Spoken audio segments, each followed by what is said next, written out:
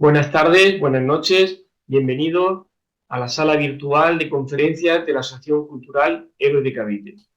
Hoy vamos a hablar sobre el virreinato de Perú y lo vamos a hacer junto a una asociación hermana, la Asociación Dionisio Inca Yupanqui, la que Santiago Rubalcaba en breves momentos presentará. Dar las gracias a Juan Ignacio Vargas Ezquerra por haber aceptado la invitación de las dos asociaciones, Dionisio Inca Yupanqui y Héroes de Cavite, para hablar de un tema bastante desconocido, ¿no? Pero muy interesante. Cuando no había rey en España, el virrey Abascal lo era en América.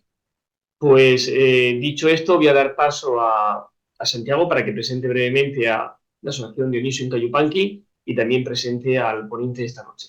Gracias, Santiago, cuando quieras. Gracias, Ángel. Sí, la Asociación Dionisio Inca Yupanqui es una asociación cultural histórica. Tiene como finalidad justamente esclarecer la realidad histórica de nuestro país, en este caso del Perú, y sobre todo el tema de la interculturalidad que corresponde a nosotros los peruanos. Básicamente toca temas relacionados a la época virreinal, la cual ha sido muy manipulada, muy maniatada, sobre todo por una agenda política. Entonces nosotros justamente estamos en ese afán de conocer la realidad histórica, de conocer la verdadera historia de nuestro país y en realidad también de, digamos, de valorar esa herencia hispánica que nosotros como peruanos tenemos, ¿no?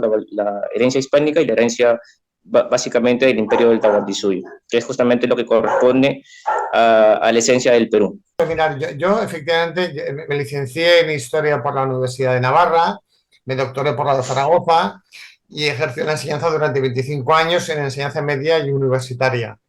He enseñado unas 20 asignaturas diferentes a lo largo de mi vida, con lo cual, en fin, no esto de reinventarse uno ya lo tiene asimilado.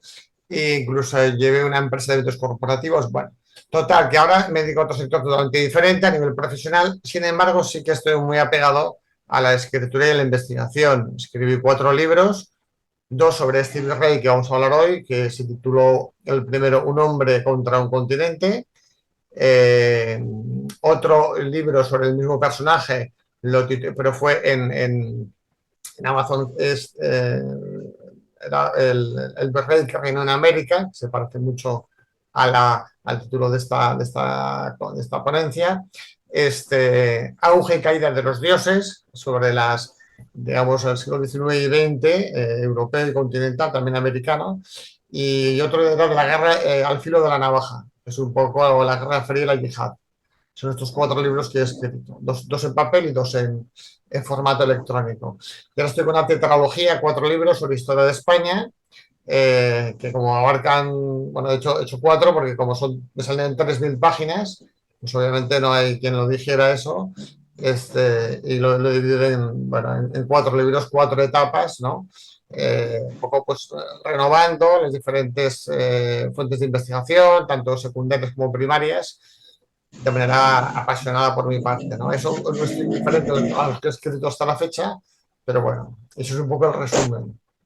Así que eso es un poco. Y luego, bueno, Santiago se puso en contacto conmigo a través de redes, ¿no?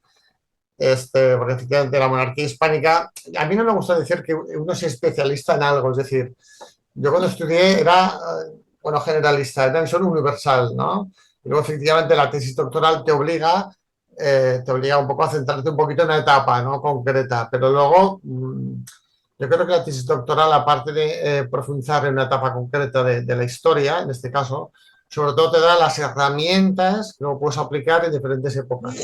Para profundizar y conocer y saber desgranar el grano de la paja a la hora de investigar, a la hora de contrastar datos, a la hora de dar tu propia opinión, a la hora de valorar, a la hora de... Por eso, efectivamente, aquí yo soy... El tema de, digamos, he profundizado más en la época de la monarquía hispánica, sobre todo a caballo entre el 18 y el 19, y en concreto en el Perú, en América, y en concreto en Perú. No es menos cierto que otras etapas de la historia me apasionan igualmente, y luego cuando investigas un poco, pues te das cuenta también que al final es aplicar lo que aprendiste en su día a las diferentes etapas de la historia, ¿no? Sobre todo centrar en la historia de España, las cosas como son, que es decir, la historia universal, ¿no? Yo me atrevo a decir una historia universal de gran renombre y peso en el debate historiográfico internacional, sin duda alguna. España como nación, más allá del concepto actual que tenemos de este término de nación, como pueblo, como cultura, es decir, ha tenido un peso muy específico, muy importante, de los más importantes. Tampoco voy a decir el más, pero sí uno de los más, sin duda alguna, de la historia del mundo, indudablemente. Y en esta etapa de la que vamos a hablar hoy, desde luego que sí. A ver, antes que nada, estamos hablando, me gustaría hacer una visión, a ver, primero una visión de época, ¿no? Una visión un poco más generalizada, ¿no? De época, es decir, ¿dónde nos movemos? ¿En qué tiempo nos movemos? ¿Qué época es esta de la que estamos hablando, ¿no? Y luego hablaré del personaje, ¿no? De José Fernando de Abascal y Saúsa, virrey del Perú. ¿Quién fue? En fin, ¿qué motivo? Bueno, ¿quién fue? ¿Cómo actuó? Bueno, hablamos de una época convulsa como todas, pero en este caso a caballo entre dos épocas. Un siglo XVIII plenamente ilustrado, de grandes reformas, hablamos de la monarquía hispánica, es decir, de prácticamente gran parte de Europa y toda América, en parte de Asia, ¿no? Una de reformas, de luchas por el poder. España ya no es la única que está a la cabeza de la hegemonía mundial, sino que hay otras potencias, una terrestre que es Francia y otra marítima que es Inglaterra, que intentan opacar la cabeza, la primogenitura de esta hegemonía que lleva España, que la ha tenido España durante los siglos XVI y XVII. Ya cuando nos entramos al XIX hay un cambio por completo, porque entra con fuerza un planteamiento revolucionario, que es el de carácter social, que es el francés, y un planteamiento revolucionario también económico, que es el inglés. Y aquí España quedará un poco fagocitada por los cambios de época. Por los cambios de época. Pensar que España no solamente es la España peninsular actual, que conocemos, ¿no? Como Reino de España en Europa, no. Tenía varias patas. Estaba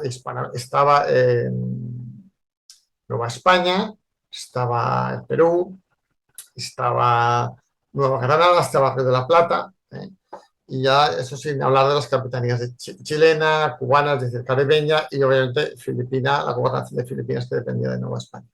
España era muy grande, lo era todo. O sea, no era tan importante ser, digamos, concepto de nación que surge con fuerza en el XIX, tal y como lo entendemos hoy, porque el concepto de nación ha tenido muchas acepciones a lo largo de la historia.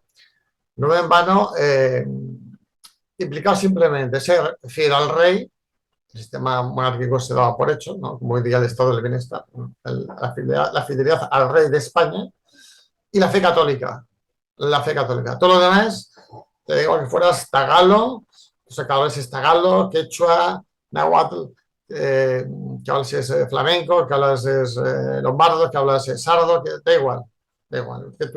Que la raza más caucásica, más indígena, más mulata, más mestiza, más cholita, más india pura, da igual. Eso es lo de menos. Lo importante es que seas fiel al rey y bueno, y abrazar la fe católica, que, ¿no? Que es lo importante. Bien, aquí todo esto cambia por completo, ¿no? Llegamos al siglo XVIII, donde Francia intenta con fuerza arramplar en el mundo, digamos, territorial europeo. Ya lo intentó a finales del XVII, con la guerra de sucesión a la corona española.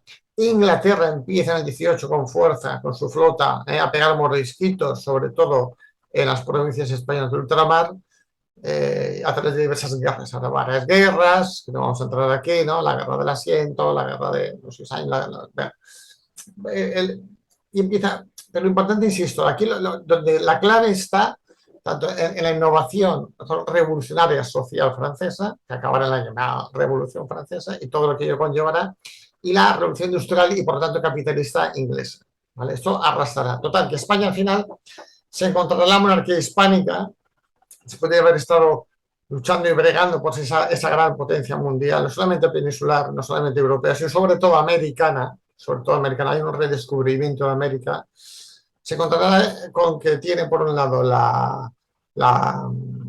de algún modo, tomando las palabras de Napoleón, ¿no?, la perfidia inglesa, en el sentido de querer comerciar a toda costa sus productos, sus excedentes productivos industriales en América, que ella lo iba haciendo a su manera con el contrabando, con el beneplácito de las autoridades americanas, hispanoamericanas. Pero yo aquí de una manera, digamos, ya lo quiero a toda costa, ¿no? Y luego está el hecho francés de los planteamientos ilustrados que conllevan una guerra francamente abierta contra el sistema establecido, ¿no?, que es lo que encontramos en la Revolución Francesa, y después con la tiranía napoleónica, ¿no? Bien, en este estado de cosas, España, en el suelo peninsular, sabemos lo que pasa, ¿no? Los franceses arramblan por toda Europa y aquí, aprovechando las luchas dinásticas, ¿no?, entre Carlos IV, Félix VII, Godoy, un personaje aparte, penetran y toman de la noche a la mañana el país. La gente, hay que pensar que las élites políticas peninsulares españolas, aquí vamos a diferenciar claramente el español peninsular del español americano, todos son españoles, y se sienten como tal, por cierto. No es un presentismo, sino es una realidad política, social, cultural de entonces, ¿no? Se encuentran con que, bueno, con que Napoleón domina Europa. Nadie la ha puesto, nadie ha podido pararlo. Solamente, curiosamente, aquí en España. Pero la élite política se abraza, y la mayor parte, cuando pone aquí a José Bonaparte, la gente abraza al nuevo rey. Esto, los grandes de España lo hacen, los otros cargos eclesiásticos, etc. Quien se revela es el pueblo, o sea, la gente de la calle. Lo raro es que una pandilla de asilvestrados, entre comillas, se levante en Madrid. De hecho, el ejército en Madrid no interviene. Son pocos, unos cuantos oficiales, tal, pero el ejército no interviene. El ejército no interviene. Solo cuando ven que la cosa realmente se toma en serio, no solamente en Madrid, sino en toda España, en España peninsular, es cuando entonces la aristocracia, ¿vale?, los herederos de ese poder absoluto, son los que toman las riendas del poder, cuando se dan cuenta de que efectivamente esto está cambiando, ¿vale? Esto está cambiando, ¿vale? Pero es un concepto de soberanía que pasa de lo que es, si la soberanía procede de Dios, ¿no? Dios la traslada a la mentalidad de la época, ¿no? La soberanía, ¿quién la tiene? Dios, es el poseedor de esta soberanía. Se la concede al hombre para que en uso de su libertad haga buen uso de ella. ¿Qué hace el hombre? El hombre, reunido en sociedad, elige a los mejores. Y se presupone que el aristócrata es el mejor. Y entre los aristócratas, primus inter pares, ¿quién es? El rey. Bueno, hasta aquí, de acuerdo. Una vez que la cabeza, el rey, desaparece, eso vuelve a revertir sobre el pueblo, pero en este caso el pueblo que hace otra vez revertirla sobre está ya habituado, que es la aristocracia. De ahí las juntas de gobierno que por toda la península, bueno, en diferentes ciudades, luego está la central, la de Sevilla, tal. Bueno, ¿qué ocurre en América? ¿Qué ocurre en América? América es otro concepto, o sea, es otro mundo. Hay que pensar que estos pilares que he hablado antes, ¿no?, de Nueva España, Perú, Nueva Granada, Río de la Plata y la España peninsular, son 5 pilares. 5 pilares. Todos dependen de todos. Todos dependen de todos. ¿Qué ocurre aquí? Que resulta que la matriz es atacada y decapitada. ¿Qué hace el resto de las provincias, de los virreinatos? Hacen lo mismo que han hecho en la península. Hacen lo mismo, con mejor o peor suerte. ¿Quién son esas élites? Son élites, las élites criollas, es decir, descendientes de españoles, que ostentan el poder político, cabildos, audiencias, en fin, ¿no? Universidades, controlan, ¿vale? Goza una posición económica de gran prestigio. Latifundistas, comerciantes, contrabandean tranquilamente con naves inglesas de otras naciones, por supuesto con lo que viene de las Indias, ¿no?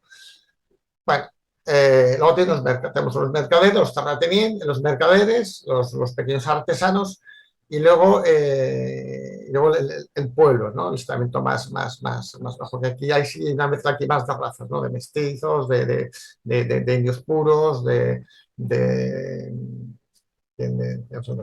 mulatos, de negros.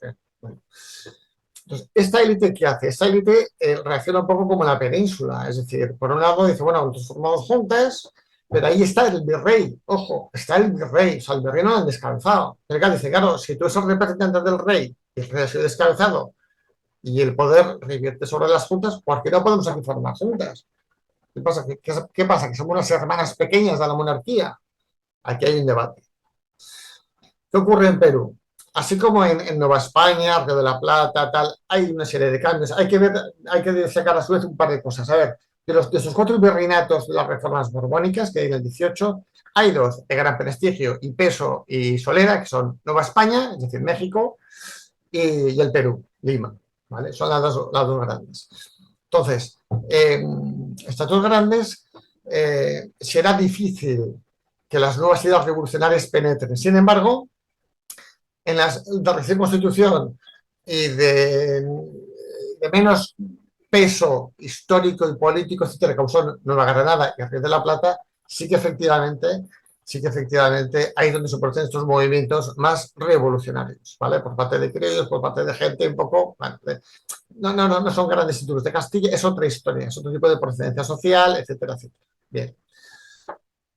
Caso del Perú, ¿con quién nos encontramos? Nos encontramos un personaje especial, ¿vale? Especial, ¿vale? Especial. Voy a intentar compartir una cosita que tengo por aquí, a ver si lo logro, porque es un tipo especial, que es el virrey del Perú, José Fernando de Abascal y Sousa, ¿vale? Este virrey, voy a intentar compartiros aprovechando la página de la Real Academia de la Historia, que han hecho un esfuerzo ímprobo en muchos aspectos. Si os metéis en ella, y a ver si intento hacer la compartir esta, si os metéis en ella, aquí está, lo comparto, mirad. Esto de aquí que veis hace referencia a Abascal, ¿vale? ¿Lo veis? ¿Lo veis o no lo veis? No sé si lo veis, no Sí, lo se ve veis. bien, Sí, se ve sí bien. se ve, sí se ve. Vale, bueno. Y muy bien. Esto es un poco el pulular de este señor. José Fernando de Abascal y Sousa era un aristócrata, de aristócrata, ¿no? Bueno, de provincia, si quieres, ¿no? Asturiano él. Este señor, como muchos de su época, es un aristócrata propio del siglo XVIII, es decir, son gente de noble cuna, pero muy bien formados, con una buena formación militar, y también un gran recorrido político. Entonces, algo que nos llamaría mucho la atención con un político, pues estuviera, bueno, pues un poco lo que decían estos en aquella época, están en muchos sitios a la vez. O sea, su carrera, su cursus honorum, de algún modo, es muy dilatado en lugares, en puestos, bueno, gente con mucha experiencia. Participan en guerras, participan al frente de provincias, al frente de virreinatos, al frente de tal, al frente, bueno, es gente muy con una dilatada experiencia profesional, ¿vale? No es un político de medio pelo, no. Otra cosa es que luego las circunstancias, y realmente las circunstancias, estamos aquí hablando de cambio de épocas, fueron. Ahora es muy fácil ver a toro pasar las cosas, pero en aquella época no se sabía muy bien cómo iba a acabar. Es como cuando uno ve, por ejemplo, que se llevó el partido antes de España-Alemania, ¿no? Al final, bien, pero al principio España no las tenía todas consigo, ¿no? Pues un poco lo mismo, ¿no? Si vemos otras épocas, perdón, la Alemania, por ejemplo, la Europa, perdón, del principio de los años 40 es muy distinta de los finales de los 50, ¿no? Y la percepción que uno tiene del futuro de Europa en 1940 es muy difícil a la que tiene uno en 1950. Bueno, pues aquí en América, salvando las distancias, las circunstancias, etcétera, bueno, es la misma percepción de 1810 a la de 1820. Y los personajes con los que convivirá Abascal viven en estas décadas. No opinan lo mismo en 1810 que en 1820. ¿Por qué? Porque las cosas han cambiado. Bueno, aquí vemos a Abascal, por ejemplo, pues que estudió en Barcelona. Aquí sabemos que en Barcelona hubo una academia de ingenieros importante, estuvo destinado en varios sitios, como por ejemplo, pues aquí se puede ver, ¿no? Mallorca no, Mallorca es porque esto es un fallo de la inteligencia artificial. Estuvo en el regimiento de Mallorca, pero no estuvo destinado a Mallorca. Bueno, sí que estuvo aquí, la zona de la guerra del Rosellón, ¿no? Con el general Ricardo, frente a la Convención Francesa. Sí que estuvo aquí, en Argel, en el desastre de Argel, que hubo aquel desembarco con tan mala, en fin, ya sabemos que Argel, nido de piratas de siempre, no tanto musulmanes, sino una especie de piratas. Aquí había un poco el concurrido de todo, o sea, te daba igual que fueran musulmanes o cristianos o renegados, aquí era un foco infeccioso sí o sí, para todos. Bien, y luego los destinos que tuvo son, por ejemplo, él estuvo efectivamente aquí en Puerto Rico, ¿vale? Estuvo destinado aquí en Puerto Rico, estuvo aquí destinado en un conflicto bélico en los límites contra las posesiones portuguesas de aquí de Brasil, ¿vale? Estuvo aquí en la zona de Santa Catarina, la colonia del Sacramento, ¿vale? Estuvo efectivamente destinado también en La Habana, poco después de la recuperación de la perla del Caribe, después de la ocupación inglesa. Sabemos que los ingleses, de esos bocados, el más grande fue el que dieron en La Habana y en Manila, en la segunda mitad del siglo XVIII, que luego se recuperó. Y una gran escuela política que tuvo Óscar fue aquí en Guadalajara, ¿vale? En lo que es la provincia de Nueva Galicia, en lo que era realmente Nueva España. Todo lo que aplicó después en el Perú, un poquito lo aprendí allí. Digamos, fue un poco bueno, pues el primer aprendizaje, digamos, ¿no? ¿Y cuándo llega a Perú? ¿Cuándo llega a Perú este señor? Este señor llega al Perú ya con 60 y pico de años, ¿vale? Un hombre ya curtido, maduro, para ahora y para aquella época, no digamos, ¿no? Pues este señor llega allí ya, pues eso, con mucha vida vista, ¿no? Y llega en un momento cuando él efectivamente estaba en La Habana, iba a ir a España tal, y en el viaje de vuelta, que es raro, ¿no? Los ingleses lo apresan. O sea, ¿por qué lo apresan? Bueno, porque los ingleses ya sabemos su modo de proceder, es decir, no es muy, no iba muy de frente, es decir, de repente rompen, se firma una paz, luego ya ellos de manera unilateral la rompen, pero todo aquí lo apresan. Lo apresan, acaba en Lisboa, que se ve aquí de imagen, ¿vale? En el mapa, que acaba en Lisboa, ¿vale? Y de ahí lo devuelven, porque Lisboa sabemos que Portugal desde el siglo XVII, cuando España en aquella Unión Ibérica no pudo ayudarles a mantener su imperio ultramarino frente a los ataques de los piratas holandeses, pues se puso bajo las faldas de Inglaterra. Mientras tanto, que vuelve de Lisboa, había sido nombrado virrey de Río de la Plata, no le da tiempo, y sobre la marcha al cambio y del Perú. Bueno, y va al Perú. Pero llega al Perú, lo habitual era, llegando aquí, ¿no? Salían de Sanlúcar, Canarias, no sé si me ve la mano. ¿Se ve la mano o no se ve la mano funcionando? Sí se ve, sí se ve. Vale, bueno, de aquí, ¿no? De Cádiz, digamos ahora, Canarias, ¿vale? Y luego subían, ¿no? Por la corriente, ya sabemos tal, bueno, subían y acababan aquí en La Habana. De La Habana iban aquí, en este caso, bajan a Panamá, los que iban hacia el sur, ¿vale? No tanto Veracruz, sino como Panamá, Veracruz está por aquí. A ver, Veracruz, aquí, Veracruz. No tanto Veracruz, sino aquí, a Panamá. Y de Panamá cruzaban, ¿vale? No tanto que tampoco Cartagena, cruzaban por aquí por mar, iban a Paita, que está aquí al norte de Piura. Paita, esta zona me la conozco porque yo estoy viviendo por esta zona de aquí. Paita, bueno, ahora mismo, por aquí, Paita. Bueno, no se ve. Machala, Tarfes, Ecuador, Lobitos. Paita, ¿vale? Aquí se ve, Paita, a lo de Piura, ¿vale? Y de aquí se iba andando hasta Lima, ¿vale? Por tierra. ¿Qué hace este señor? Como lo apresan los ingleses, y aquello de usted lo hemos apresado, lo dejamos libre bajo palabra y quiere volver a luchar contra nosotros, bueno, era un clásico, luego hacían lo que les daba la gana. ¿Qué hace el virrey? El virrey no. Como lo han cogido, dicen los portugueses, mira, y como tienes este cargo, te devolvemos nosotros, no te preocupes, pero no podemos ir aquí porque obviamente es territorio vuestro, pero sí villar nuestras posesiones, a condición de que nos dejéis mercadear en el puerto de Lima. Bueno, ¿no? Pues un intercambio. Vale, de acuerdo, sí, me dejáis aquí, me dejan aquí, y aquí este señor lo que ahora será cruzar, se ve, ¿no? Cruzar toda esta zona de, ¿vale? Desde aquí, todo lo que es el cono sur, ¿vale? Entonces, Argentina, Paraguay, Chile, Bolivia, Perú. Cruza por aquí y llega a Perú. Es decir, eso, o sea, es un recorrido inusual. De hecho, nadie lo había hecho y nadie lo volverá a hacer. El recorrido que hizo él, nadie. es un recorrido donde él conoce la realidad geográfica, humana, política, económica, social del territorio que va a gobernar. Es una clase práctica maravillosa, ¿no? Que sin querer ni beber ruta. Bien, llega al Perú. ¿Qué hace? Este señor llega al Perú y lo que hace es codearse con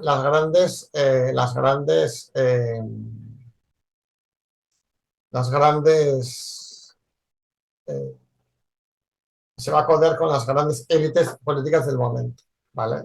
Se va a codear con las grandes élites políticas del momento. ¿Y por qué? Porque no tuvo nunca una visión, digamos, elitista, palaciega, no, tuvo una visión de estar en primera línea de combate, o sea, dar la cara por los que tenían que dar la cara, estar por los que tenían que estar.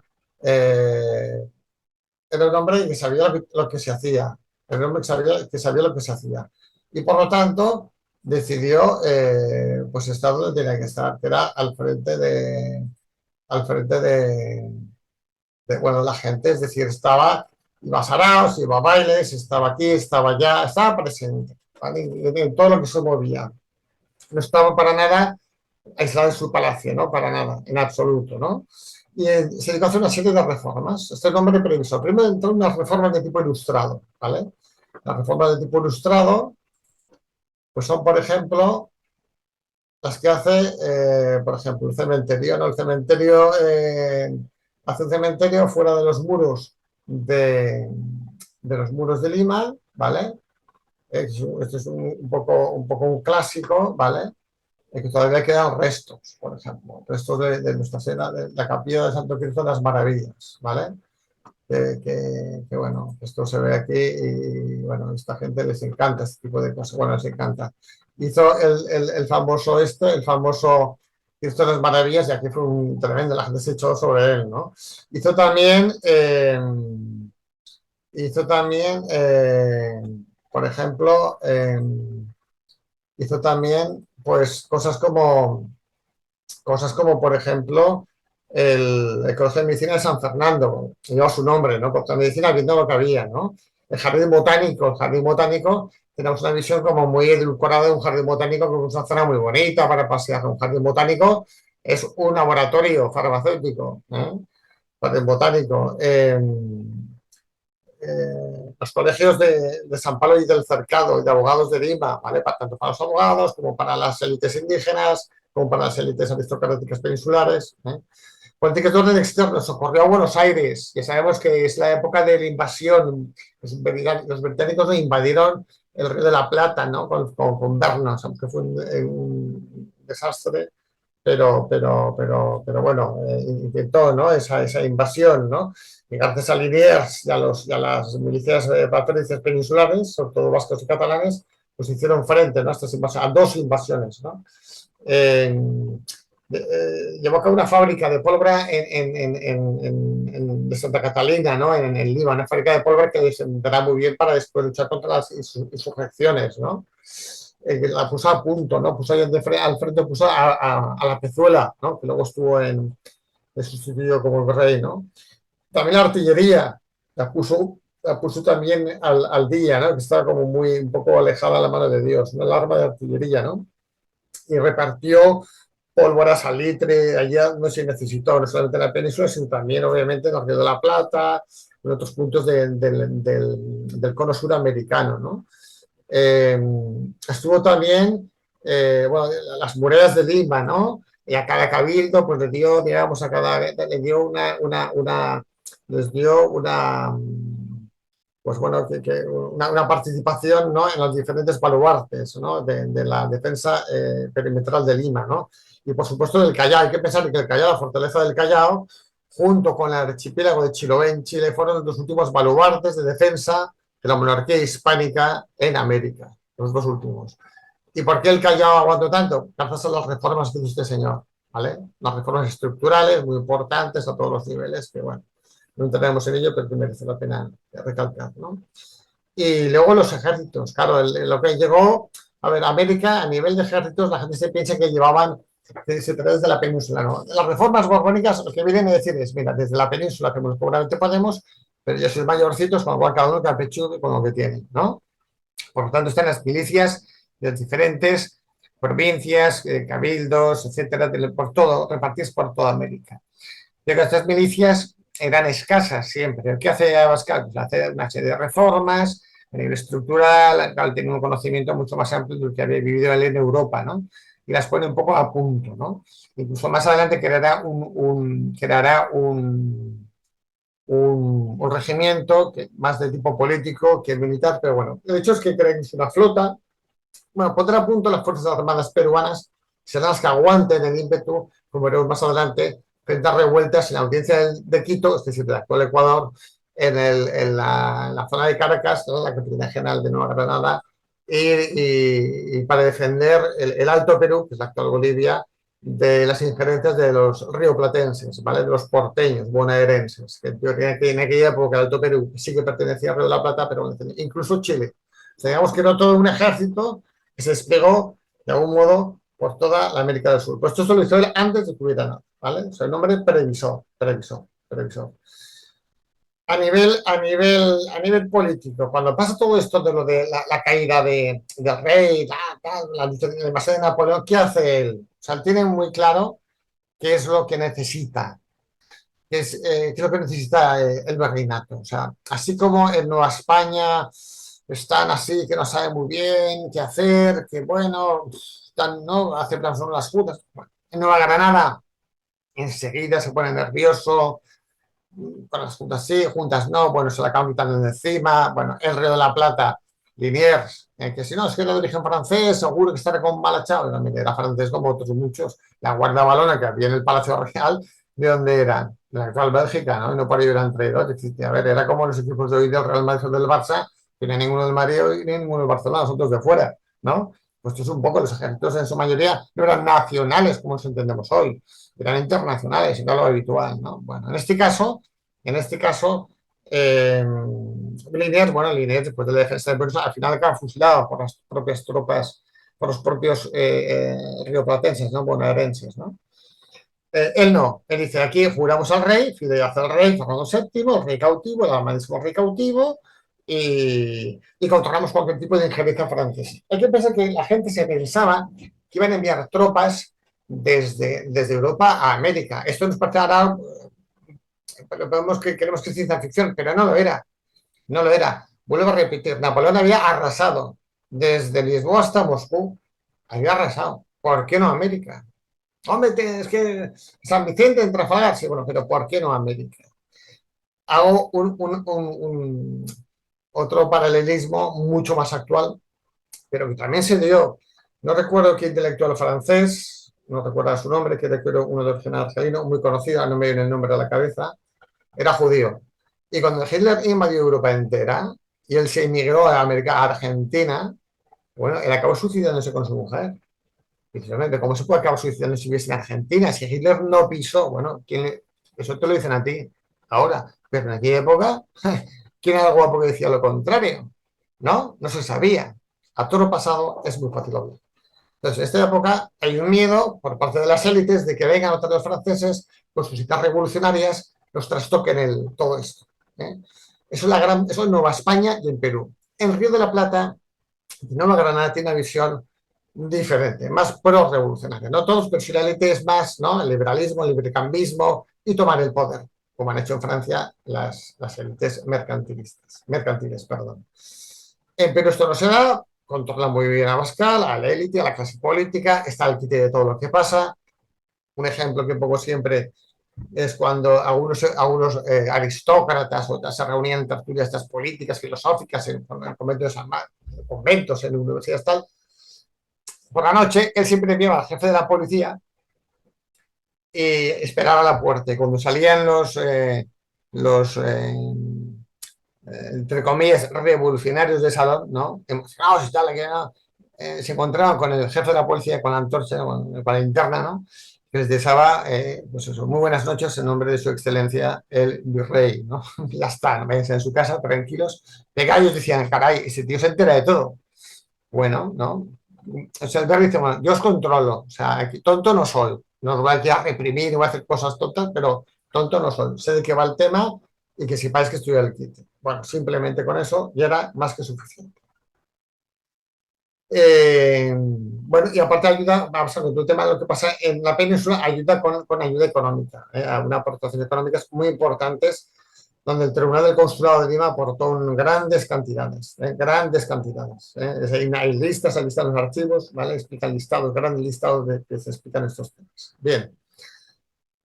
A pesar de todo esto, hubo alzamientos, por supuesto que los hubo. Los hubo en Nueva Granada, los hubo en Quito y los hubo incluso en el propio Perú, en el propio Perú, en el propio Perú.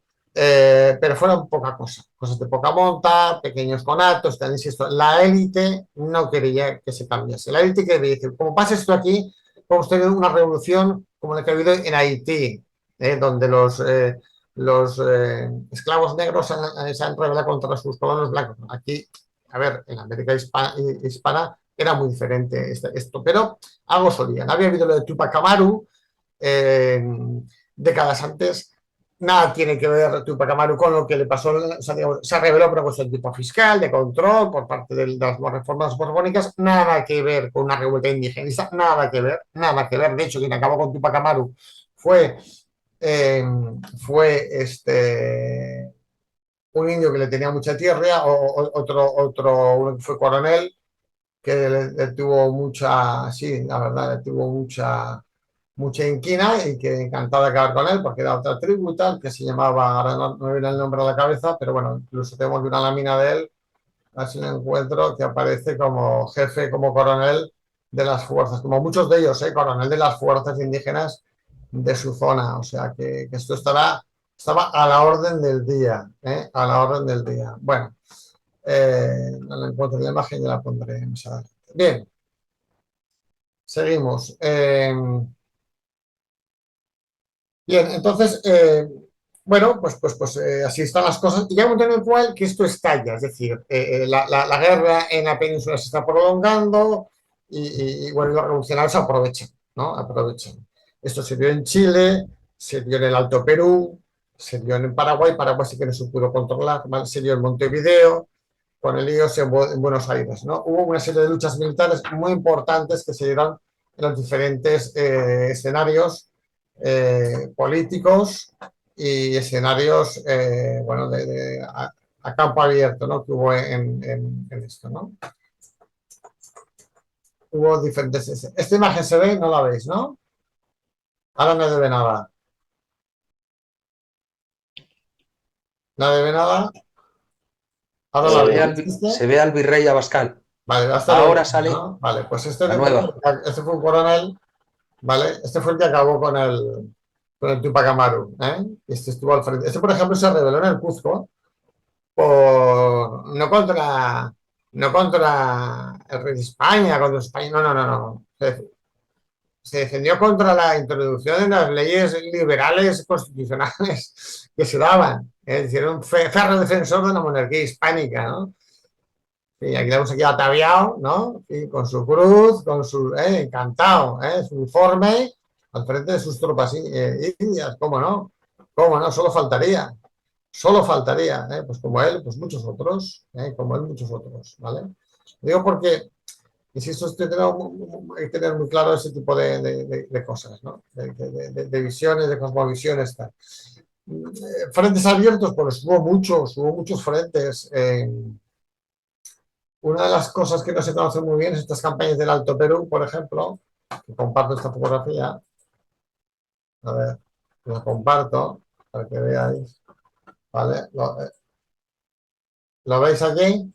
La batalla de Huaqui, la batalla de Miralla, de Cotagaita, de Suipacha, de Jujuy, de Salta, todo esto que veis en el Alto Perú.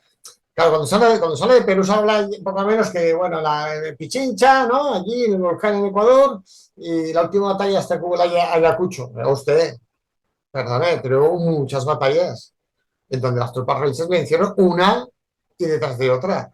Y eran tropas, insisto, americanas. No eran las tropas de Morillo que vino más tarde, llegó, estuvo en Nueva Granada, no, tropas americanas, comandadas por gentes como Goyeneche, de origen navarro, pero americano, arequipeño. O sea, eran tropas hispanoamericanas. Luego vino alguna ayudita, tal, bueno, pues más tarde, pero quien defendió la lealtad al rey Fernando VII con las tropas hispanoamericanas frente a rebeldes. O sea, lo que se dio en América fue una verdadera guerra civil hispanoamericana. Una verdadera guerra civil, ¿eh? Una verdadera guerra civil. Una verdadera guerra civil. Bueno. Y ya por último, por no extenderme, prefiero que haya más juegos y preguntas, ¿vale? Me meto con el asunto propiamente de la Constitución. Claro, cuando digo la Constitución, ¿quién hace la Constitución? A ver, ¿quién hace la Constitución? ¿Quién está al frente de la Constitución?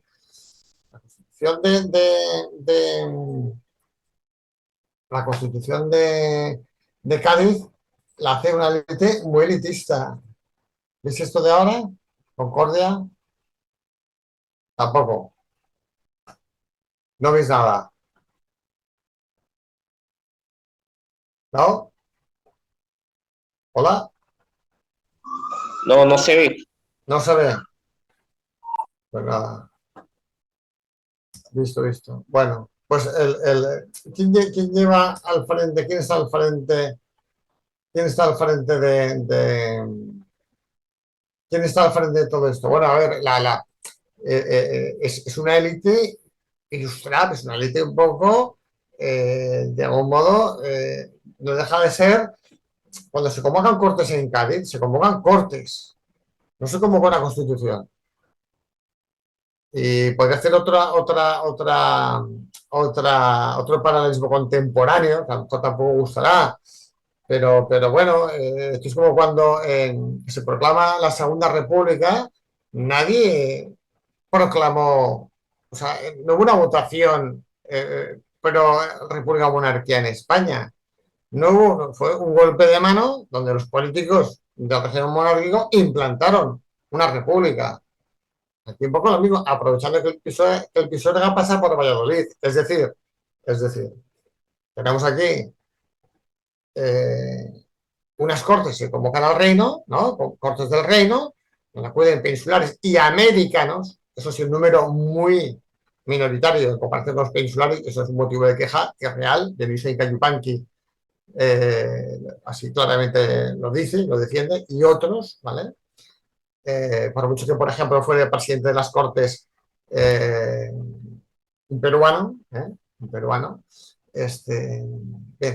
que fue, por cierto, asesinado, no sabemos, envenenado por los ingleses o qué. Bueno, a lo que voy, el Supremo Portero se convocaron a Cortes, que no se convocaron unas Cortes constituyentes para nada, pero aprovechando la cosa, que su mayoría eran liberales y no eran, digamos, hoy diríamos conservadores, pues cogieron y salió el tema de la Constitución. Oiga, lo que dice Fernando VII cuando volvió, yo no, o sea, me empezó a decir que convocaran cortes y no estando yo, porque es a su deber, convocaran de España, pero en ningún momento se habló aquí de una Constitución. ¿Cómo quiere que yo jure una Constitución? Sin embargo, se han vendido como que Fernando VII volvió del exilio y fíjate que lo primero que hizo fue interrogarnos nuestra Constitución. Oiga, ¿la Constitución de quién? De una élite. Porque el pueblo lleva las cadenas. El pueblo español está encantado con su régimen monárquico de toda la vida. Y en América era exactamente lo mismo. Por eso cuando vienen estas ideas constitucionales al Perú, a toda América, claro, la gente se pone nerviosa, sobre todo la élite, dice, ¿qué hacemos? Que sí, que no, que sí. Bueno, ¿qué hizo el virrey Abascal en este caso? Puso muchas penas. A ver, en relación a los representantes o no que acudían a Cádiz. Eso fue una realidad, ¿vale? Bueno, entonces, luego, por ejemplo, estaba el tema de la libertad de prensa con la Constitución, un tema. El virrey dijo, sí, ¿queréis guerra? Pues lo vais a tener. No, libertad de prensa, la que queráis. Sale un montón de periódicos en esta época, un montón de periódicos, y también hizo uso de esta nueva arma, ¿no? Digamos, ideológica, política, el virrey Abascal. Bien, al fin, en el mundo también de las ideas de otras cosas hubo debates, en el mundo jurídico, etcétera, ¿no? Los cabildos tuvieron un protagonismo importante, pero insisto, era una posición más bien, diríamos, conservadora, de mantenerlo establecido por razones de tipo, pues de todo, cultural, político, hasta religioso, ¿no? Hubo sobre ambas partes y demás. Bueno, Entonces, que al final, este señor, después de mucho, bueno, estuvo aquí, estuvo allá, aguantó, hizo el que buenamente pudo, apenas tuvo tiempo para su vida personal, de hecho se casó ya mayor, esto lo he comentado, en Nueva España, tuvo una hija, Ramona, una chica para ser muy guapa, la madre era irlandesa o de ascendencia irlandesa, era muy guapa, y bueno, la casó, digamos, ¿no? Antes de volver a España, y ya volvió a España ya mayor, y bueno, en fin, ya, pues un poco ya, con todo aquello, un poco bastante descamisado de algún modo, ¿no? Un poco ya la cosa ya. Pero bueno, gracias a él estuvo pensando, hay que pensar que estuvo del año 6 al año 16, ¿no? Que se dice pronto, ¿no? Y donde, bueno, se le hizo un homenaje a este señor, bueno, pues por toda la labor que llevó a cabo, que desarrolló, que no fue poca, ¿no? Fue una labor muy importante a favor bueno, pues a favor bueno, de la monarquía hispánica, de lo que tenía que hacer y cómo lo tenía que hacer, etcétera, etcétera. En ese sentido no se, no se cortó un pelo, ¿no? Y bueno, esto es un poco el resumen. El resumen, ¿cómo quedó al final? Bueno, pues al final el Perú, cuando se marchó en el año 16, sigue siendo un Perú hispano, un Perú en términos actuales llamaríamos español, pero finalmente los avatares en la península, que si Constitución sí, Constitución no, que si tenemos ahora, fíjense usted que tenemos a estos señores ahora a los liberales, que si luego la injerencia francesa, que si, bueno, la masonería, esto es una realidad, la masonería británica, con tal de poder vender sus productos en América hizo lo suyo imposible, pues al final todo aquello se deshizo, malas praxis por parte de la península, el daño estaba hecho, luego actitudes irredentas como la de Bolívar, pensemos que Bolívar que se casó se casó en la Gran Vía de Madrid, este señor, de origen vizcaíno y tal, y por lo tanto español, muy español por cierto, los vizcaínos de entonces, y al final acabó la cosa como acabó, sangre, no, guerra o muerte, ¿no? Fue horrible, ¿no? Pero fue dictamen sobre todo por parte de los insurgentes que luego fueron llamados patriotas, ¿no? Y en definitiva, un poco es eso, en este cambio, esta mala revolucionaria que arrancó con todos, ¿no? Fue un tsunami terrible que siguió por delante, pues nada más y nada menos que lo que hoy denominamos el Imperio Español, que como todos sabemos como tal no existió, pero siguió por delante la gran parte de la monarquía hispánica, bueno, por razones de carácter histórico, bueno, porque estas cosas pasan, si no da, tarde o temprano, pero no de esa manera tan sumamente sangrienta como ocurrió, ¿no? Y ya me parece a mí que ahí José Fernando de Abascal y Sousa, como rey del Perú entre 1806 y 1816, fue una baza por parte de un personaje que ha sido oscurecido, que no ha sido, ha sido pasado de puntillas, ¿no? Por parte de la historiografía. Yo en su día es lo que quise hacer y es lo que he intentado hacer hoy, ¿no? Con todos vosotros, un poco de reconocer este personaje, ¿no? Así que simplemente es esto.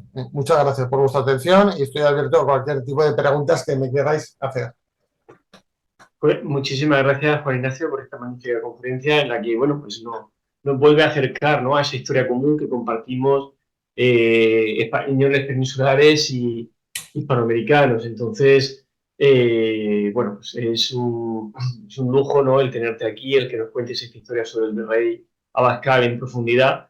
Y, bueno, es esa historia compartida que es bueno rescatar y es lo que tú has hecho. Dicho esto, voy a darle paso al compañero Santiago, representando a la Asociación de Dionisio Yupanqui, por si quiere comentar algo y para que también dé paso a la pregunta. Muy bien, perfecto. Gracias. Bueno, agradecerle la ponencia a Juan Ignacio, ha estado muy didáctico, sobre todo con las imágenes. De manera personal, considero que ha sido muy ilustrativo en mencionar, por ejemplo, toda la hazaña del virrey Abascal antes de ser, obviamente, o de asumir su cargo, y toda la travesía que tuvo que venir por el Atlántico, ¿no? Y sobre todo pasó del Río Plata y hizo una travesía que subió hasta el Perú. Considero que ese momento habrá sido muy, muy difícil, ¿no? Entendiendo que no había carreteras, digamos, apropiadas, ¿no?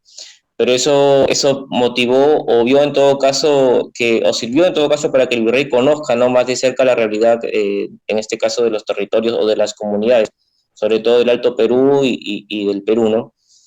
Del virrey Abascal es muy tocado digamos, en los chats de la asociación porque lo consideramos uno de los mejores virreyes del Perú, del virreinato del Perú, en este caso de la época de los Habsburgo, perdón, de los Borbones, en contraposición, por ejemplo, con Toledo, que es de los Habsburgo, ¿no? Otro ícono, otro referente también de los virreyes que han hecho, digamos, historia, ¿no? Digamos, se han dejado su huella por las gestiones que hicieron en el momento que asumieron el cargo.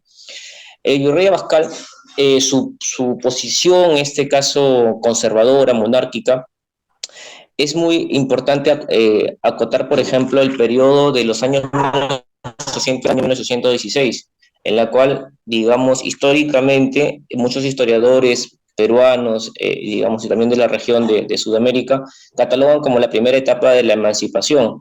Es cierto que estamos hablando de la época de las juntas de gobierno, ¿no? Inspiradas en este caso por la PEPA. Sin embargo, los levantamientos que, digamos, se suscitan en distintos puntos de la región, llámese en Buenos Aires, en Montevideo, en la Capitanía de Chile, en el Alto Perú, en Quito, ¿no? Y también dentro del mismo Perú, estamos hablando de las juntas de gobierno de Huánuco, de Cusco o de Tacna, que fue incluso la de antes. Y todas fueron sofocadas por el virrey Abascal. El virrey Abascal, en este caso, tal como lo ha mencionado Juan Ignacio, ¿no? En las gráficas y lo ha expuesto, efectivamente hizo una gestión en la cual armó el Ejército Real del Perú, la cual estaba más que todo conformado por indígenas, ¿no?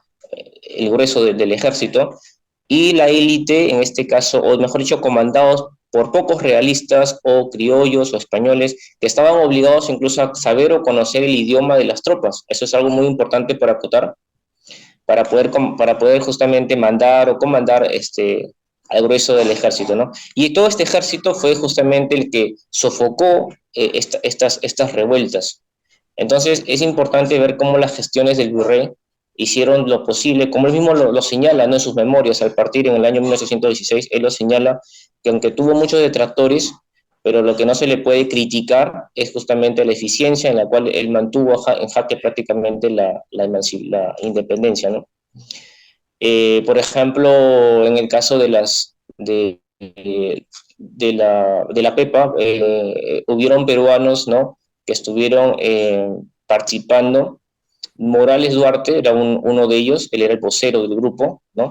Y Morales Duarte, por ejemplo, pedía que al virrey Abascal se le quitara el cargo, ¿no? Justamente porque lo veía a él como era muy monárquico, como que no era muy, digamos,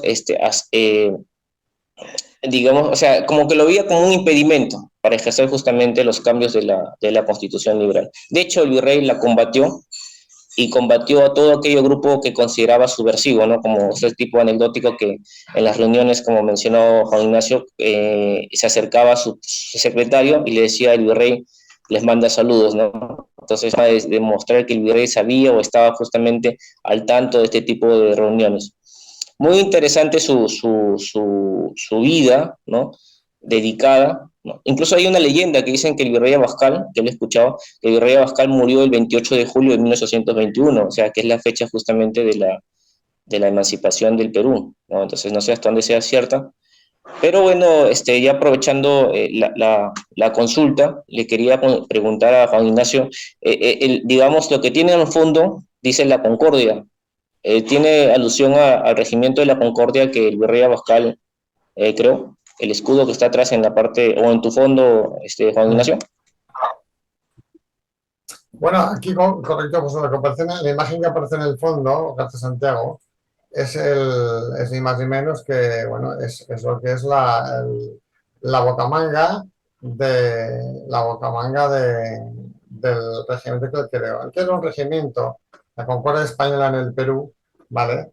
Donde, bueno, es el regimiento de la Concordia, ¿no? O sea, voluntarios distinguidos de la Concordia del Perú. De hecho, tiene el marquesado que tiene Abascal, es el marqués que le dieron, el título de Castilla que le dieron fue de la Concordia de España en el Perú.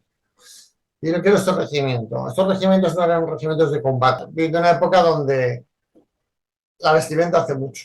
No como hoy día que va con el chándal, ¿no? La cabeza tapada con capucha, bueno, así todos los hacen, ¿no? No, o sea, era distinguidos. Vestidos, las mangas, los cuellos, el ceñido de cuerpo, las botas, los pantalones, las casacas, sombreros. Y pertenecer a este régimen significa que pertenecías a la élite política, económica, social del virreinato del Perú. del Gran Perú. Lo que os comentado antes, Toledo, ¿no? En el siglo XVI, en la época de Habsburgo, y ahora está este Abascal. Pues a Abascal se le quiere tanto en Perú, porque volvió a crear otro Gran Perú, ¿eh? No, digamos, en términos de administración legal, ¿no? Pero sí efectiva, ¿no? El Gran Perú.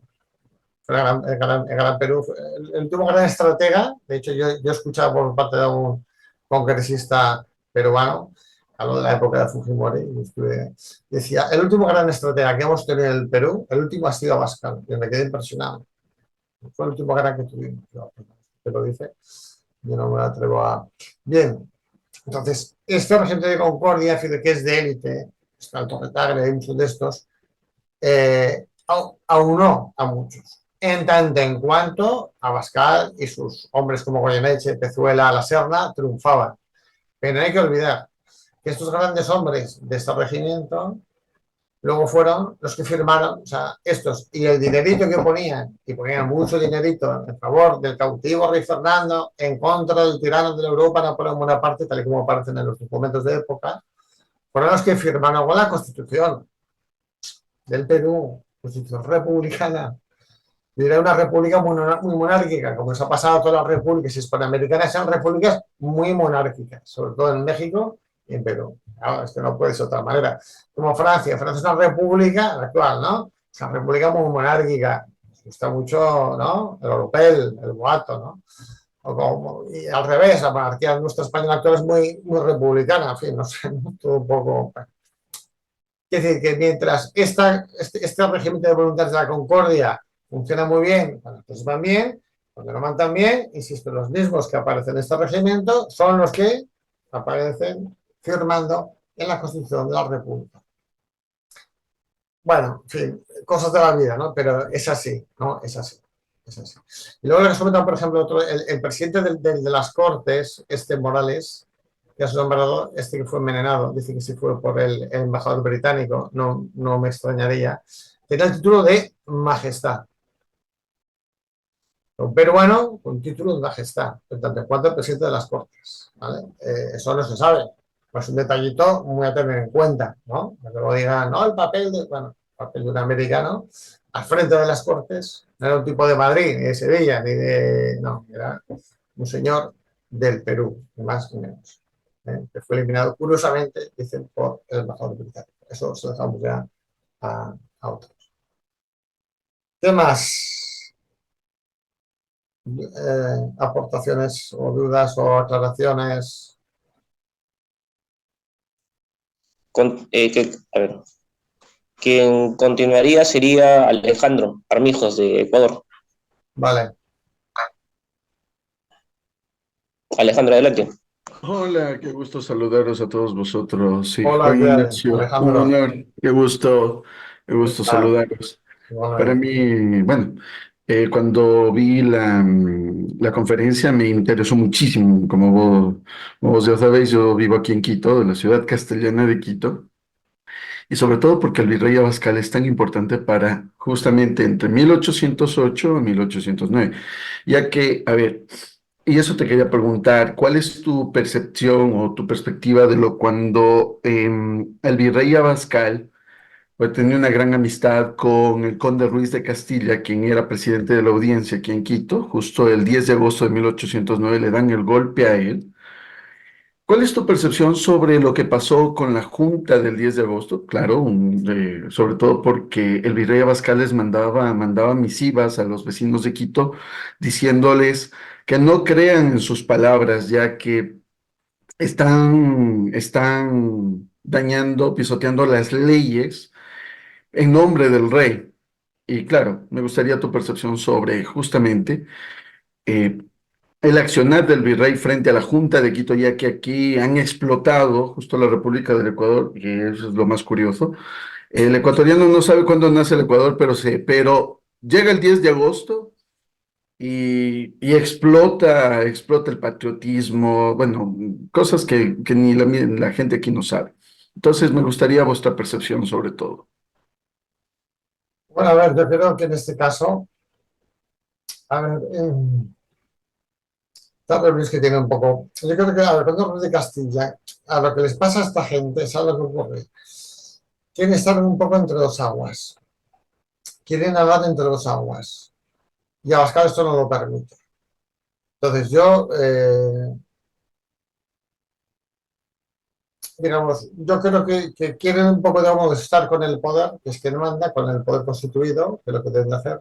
Pero por otro lado, claro, tú gobiernas una serie de personas y de élites y de corrientes y tienes que ver un poco de quién dependes tú, pero quién estás gobernando, qué está pasando y qué puede pasar. Hay una mezcla de, si no lo tienes muy claro, tiendes un poco a nadar y guardar la ropa. Y sabemos que eso es imposible. Y Abascal esto, él cree y parece que acertó, que lo tenía muy claro, ¿no? Lo tenía muy claro. Y aquí lo que hay que hacer es simplemente jurar al rey y acatar lo que viniere. Punto. Y cualquier cosa que sea distinta sea, como se decía antiguamente, ¿no? En los concilios, sea anatema. Claro, el rey de Castilla, en este caso, yo creo que, insisto, que intentó un poco, ¿no? De algún modo, pues bueno, no congratularse con los que tenía, pero a su vez, no sé, andaban mucho en la indecisión, porque yo creo que les cojo a todos, y es muy normal, por otro lado, me parece a mí, poco el pie cambiado el baile, es mi opinión. No sé qué opinión tienes tú al respecto en ese sentido. Bueno, a ver, lo que pasa es que se basaba mucho en el derecho castellano acá, ¿no? En ausencia del rey, la soberanía recae en el pueblo, ¿no? O sea, esa era una costumbre de la ley castellana. Lo que pasa es que en una carta que he encontrado, justamente porque uno de los trabajos como historiador que me ha tocado es entender qué mismo había pasado porque se había hecho también, se intentó, por ejemplo, antes de que aparezca la Constitución de Cádiz, aquí en Quito se hizo la Constitución de los quiteños, que también el virrey Abascal mandó tropas para darle la lucha a todos los juntistas de Quito, sobre todo a la familia Montúfar, que era la élite en aquel momento. Sí, los Montufas, Claro, los Montúfar, Juan Pío Montúfar era sobre todo el padre, fue el que hizo la junta, Pío Montúfar, y luego su hijo, Carlos Montúfar, que también había ido acá, había ido a la península, lo mandan acá, la junta gubernativa lo manda, y él crea una constitución también, ¿no? Que dice todavía que siguen reconociendo al rey Fernando VII, y eso al virrey también no le agradó. no. Les mandó tropas. Incluso tenemos, Sí, sí, claro, sí. porque la última tropa que, bueno, los vencieron al grado de que para la batalla de Ibarra de 1812, Sí. 1812, se acaba las guerras aquí en la audiencia de Quito, ¿no? Entonces, lo que pasa es que la premisa esencial de la Junta era que querían defender el honor del rey. Y justo el virrey Abascal les dice, venga hombre, a mí no me ha llegado nada de la península, de nadie, tampoco para que vosotros os alcéis. Nadie les ha pedido que se alcen. Guayaquil incluso reacciona en contra de la Junta de Quito, Sí. que también tenía Bartolomé Cucalón, que era parte, creo que también tenía amistad con el virrey. Bueno, todos tenían que tener conexión con el virrey. Entonces, como te dije, escucharos esta promulgación, sobre todo lo que hizo el virrey Abascal, me llama más la atención porque es un tema que los quiteños, en general los quiteños, y no digo ecuatorianos porque, como te digo, los ecuatorianos no saben cuándo nace el Ecuador, pero andan peleando con los peruanos sobre cuál es el mejor ceviche, o sea, es la cuestión más Ah, bueno, absurda. sí, sí, bueno, eso es un clásico. Eso estáis ahí. O sea, es la cuestión más absurda Sí, sí, que he sí. visto en mi vida, te juro. O sea, no me cabe eso en la cabeza, no me quepa eso, no, te juro que no. Entonces, básicamente por eso, mi querido Juan Ignacio, sobre todo te agradezco bastante. Voy a volver a analizar tu conferencia en el YouTube, porque quiero volver a analizarlo. Si me podéis compartir algo, algún libro en específico sobre el virrey Sí, que se haya yo, mira, editado en la yo publico península, hace años, que es Un hombre contra un continente. Un ya, hombre contra un continente. Ahí se detalla todo. listo, Un listo. hombre Un contra un hombre, continente. Es que está listo. descartando la editorial Acron, del año 10, creo que se editó en el año 10. O sea, que ahí está toda la información detallada, que aquí he sido muy por encima, que en la conferencia esta tienes que mirar un poco, ¿no? Vas muy, muy superficial, ¿no? Pero te digo, esto de Castilla y demás, un poco, la visión de la escalera, un poco lo que tú cuentas, o sea, no tolera en ese sentido es muy conservador, pero es un tipo, diría yo, no es un elefante que entra en una cacharrería y empieza a dar lamporrazos a todo lo que se mueve, no.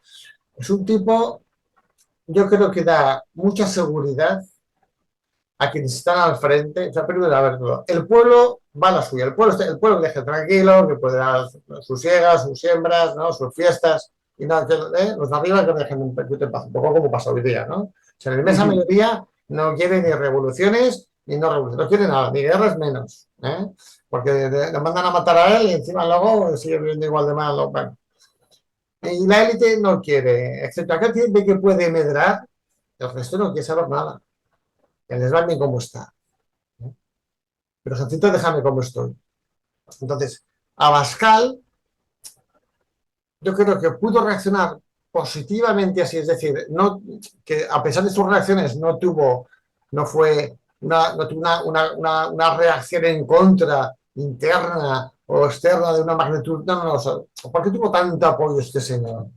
Porque yo creo que hizo suya la cosmovisión del peruano y del hispanoamericano en general de la época, en líneas generales. Hizo suya. Hay que recordar que la élite revolucionaria es una élite, valga la redundancia, no hay que olvidarlo. Es un grupo privilegiado de gente, pero no es la gran masa ni mucho menos.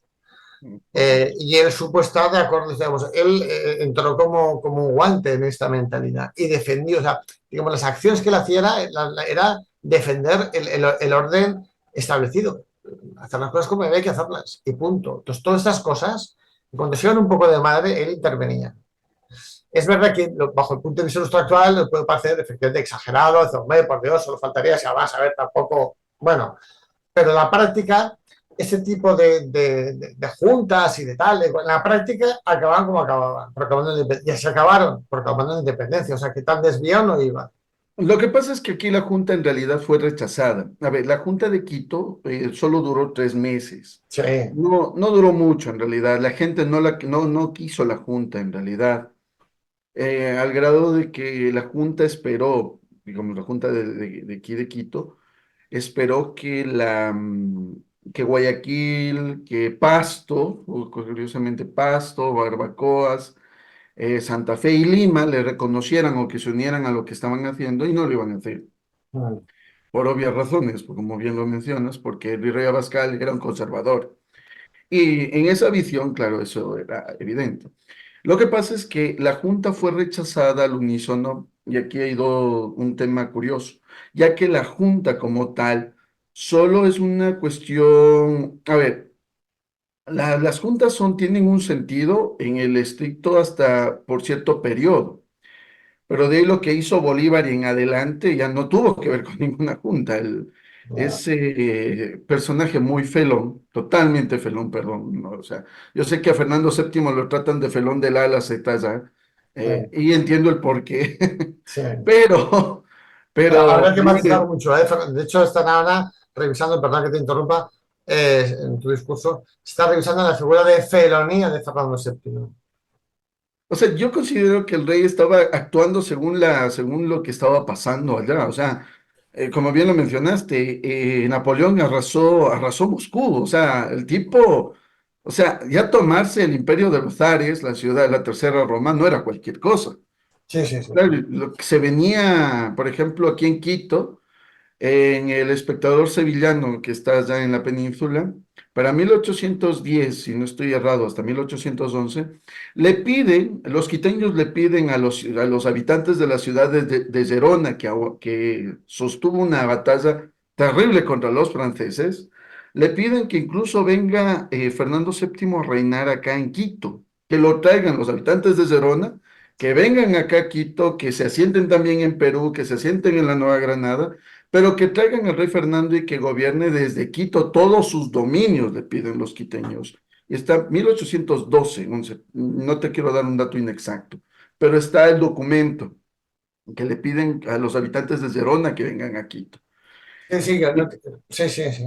Entonces, es un tema. Ahora, la Junta como tal, como te digo, popularmente la Junta fue rechazada, porque justamente la gente intuía que estas juntas lo que van a hacer es posteriormente una fragmentación del territorio.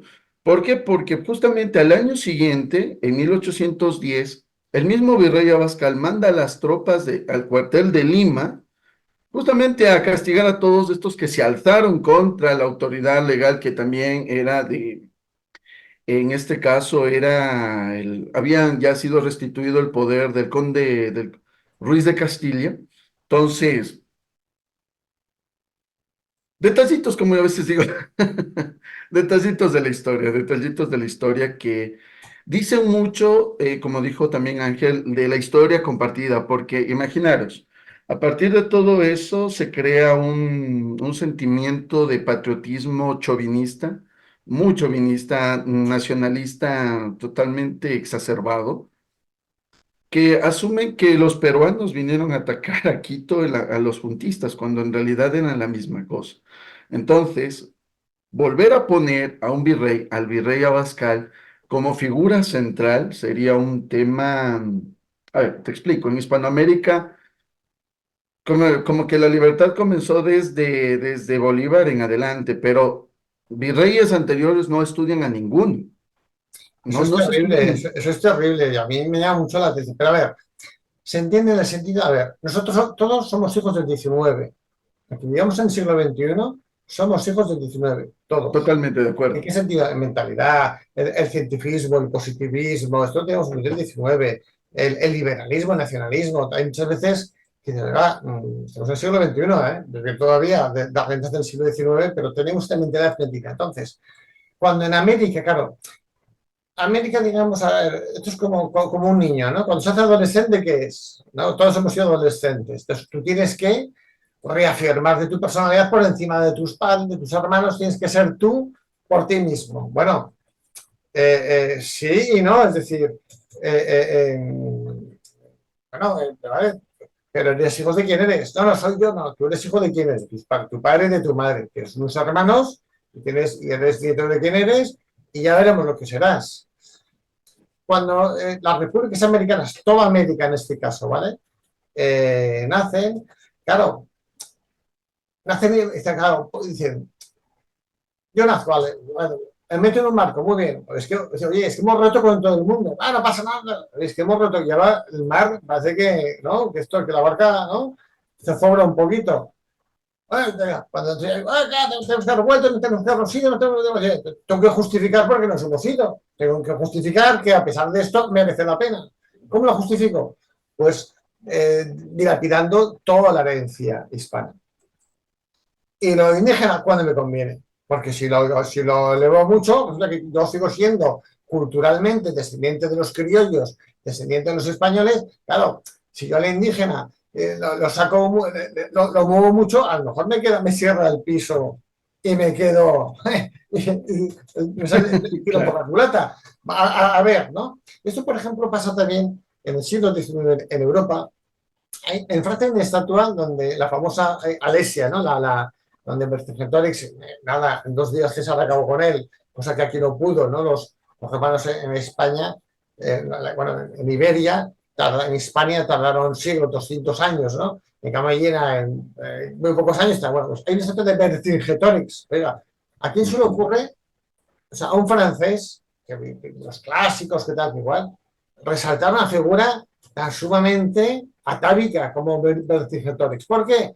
Porque es cuando el francés debe de reclamarse a sí mismo diferente al resto. Claro, si tengo una herencia grecolatina, no me puedo pelear con un alemán, ni con un italiano, no me puedo porque somos... no, tengo que reclamar algo totalmente diferente. ¿Qué es? Pues que nosotros éramos los galos. Digamos que es ridículo, ¿no? Pues sí, pues esto pasa un poco en América, pasa también. Vamos a arrancar todo lo hispano. Pero a ver, si lo fundamental, si tienes algo en común, es tu hispanidad, tu lengua, tu religión, tu cultura, tu modo de por supuesto que tienes tus cosas propias, indudablemente nadie las va a quitar, solo faltaría. Indudablemente que la zona de Quito en tiempos del incanato era diferente a la zona del Cusco, por supuesto que sí, pero Por supuesto. llegar ahí a hacer de su papá un Salle, hacer una especie de poco menos, que nosotros venimos de Marte y vosotros venís de Plutón, no, todos venimos del mismo padre y la misma madre. Pero esa visión adolescente que el 19 se entiende en toda América y parte del 20, hoy día en el 21 esto ya es ridículo. Es ridículo. O sea, esto es ridículo. Pero sí sigue. Es ridículo, es absurdo. Mire. Es más, aunque hubiera sido así, que no lo es que nos interesa incluso, tal y como está el mundo, con China, la India, el África Negra, Europa que se va para abajo, nos interesa más ser hispanos que otra cosa. Y no latinos. Estoy entrando en el término francés. No, latinos son los de Lazio en Italia, de usted. Los demás somos hispanos, españoles, lo que sea. Pero por eso te digo que es una pena, efectivamente, también hay mucha pena. Yo cuando estuve en Perú, que tengo unos recuerdos buenísimos, y en Ecuador también estuve, en tu país, estuve en la zona de Cuenca y tal, que me encantó. Solo dime Quito, solo dime quiteño, por Dios. Quiteño. Bárbaro. Vale, yo como peleo contra la... Yo a Quito no llegué, no llegué. Bueno, yo tengo recuerdos muy buenos. Cuenca es una ciudad española, si estuviste en Cuenca... Sí, totalmente. Es una ciudad española. Totalmente. Tú vas a Cuenca y es una ciudad española. Sí. Es más, se le conoce como la Atenas del Sur, entonces es una ciudad española. Sí. O sea, nunca hay, y es más parte de la UNESCO, lo vio como un patrimonio cultural de la humanidad, o sea, es una ciudad española, 100%. Es más, todavía incluso allá se utiliza el término morlaco, que también ahí en la península también se utiliza, o sea, no hay por dónde. Mi querido Joaquín, te agradezco de corazón vuestra intervención conmigo. Muchísimas gracias, éxitos allá y suerte con lo que está pasando porque se la viene bien fea todavía allá. Igual que acá, igual que en Venezuela, igual que, bueno, no sé, Chile está más fregado, la Argentina, bueno, ya no sé qué va a pasar allá, pero ahí vamos. Gracias, mi querido, un honor. Gracias, Alejandro. Y efectivamente lo que dice Alejandro, lo que le he escuchado en su ponencia, tiene mucha razón, ¿no? Los nacionalismos lamentablemente han tergiversado la historia y nos han contado una historia falsa, ¿no? A todos, en realidad, desde los niños de primaria, de secundaria, incluso en las mismas universidades o centros de estudio, ¿no? Y tanto por rescatar, por ejemplo, de Cuenca, que ya que estaban hablando de la ciudad, por ejemplo, fue la Mar, ¿no? Que lo hemos tocado en el grupo de WhatsApp, ¿no? Un cuencano que quería mucho al Perú. Claro, es que incluso lo que pasa es que la Mar era parte, lo que pasa es que cuando él nace, militarmente Cuenca, Quito la audiencia pertenecía militarmente al Perú. O sea, claro. Literalmente, lo que pasa es que no había esa definición. O sea, ser peruano en aquel momento, es más, un quiteño del siglo XVI, siglo XVII hasta el XVIII más o menos, principio, cuando nací aquí era parte del virreinato del Perú, o sea, no podía decirse de otra manera. Entonces, Cuenca, Loja, Zaruma, todos tenían una gran conexión con el Perú. Bueno, porque eran también, no había ese nacionalismo, sino que era tan español el cuencano como el limeño, entonces no había esa ruptura. Pero bueno, disculpe. No, sí, tienes razón, Alejandro, tienes toda la razón. Tanto que en 1803 militarmente ya lo habían anexado, no anexado, porque no es la palabra correcta, simplemente ya estaba militarmente, digamos, siendo gestionado desde Lima, y el virrey Abascal justamente lo hace lo propio, lo hace económicamente, ¿no? Justamente por el tema del cacao, ¿no?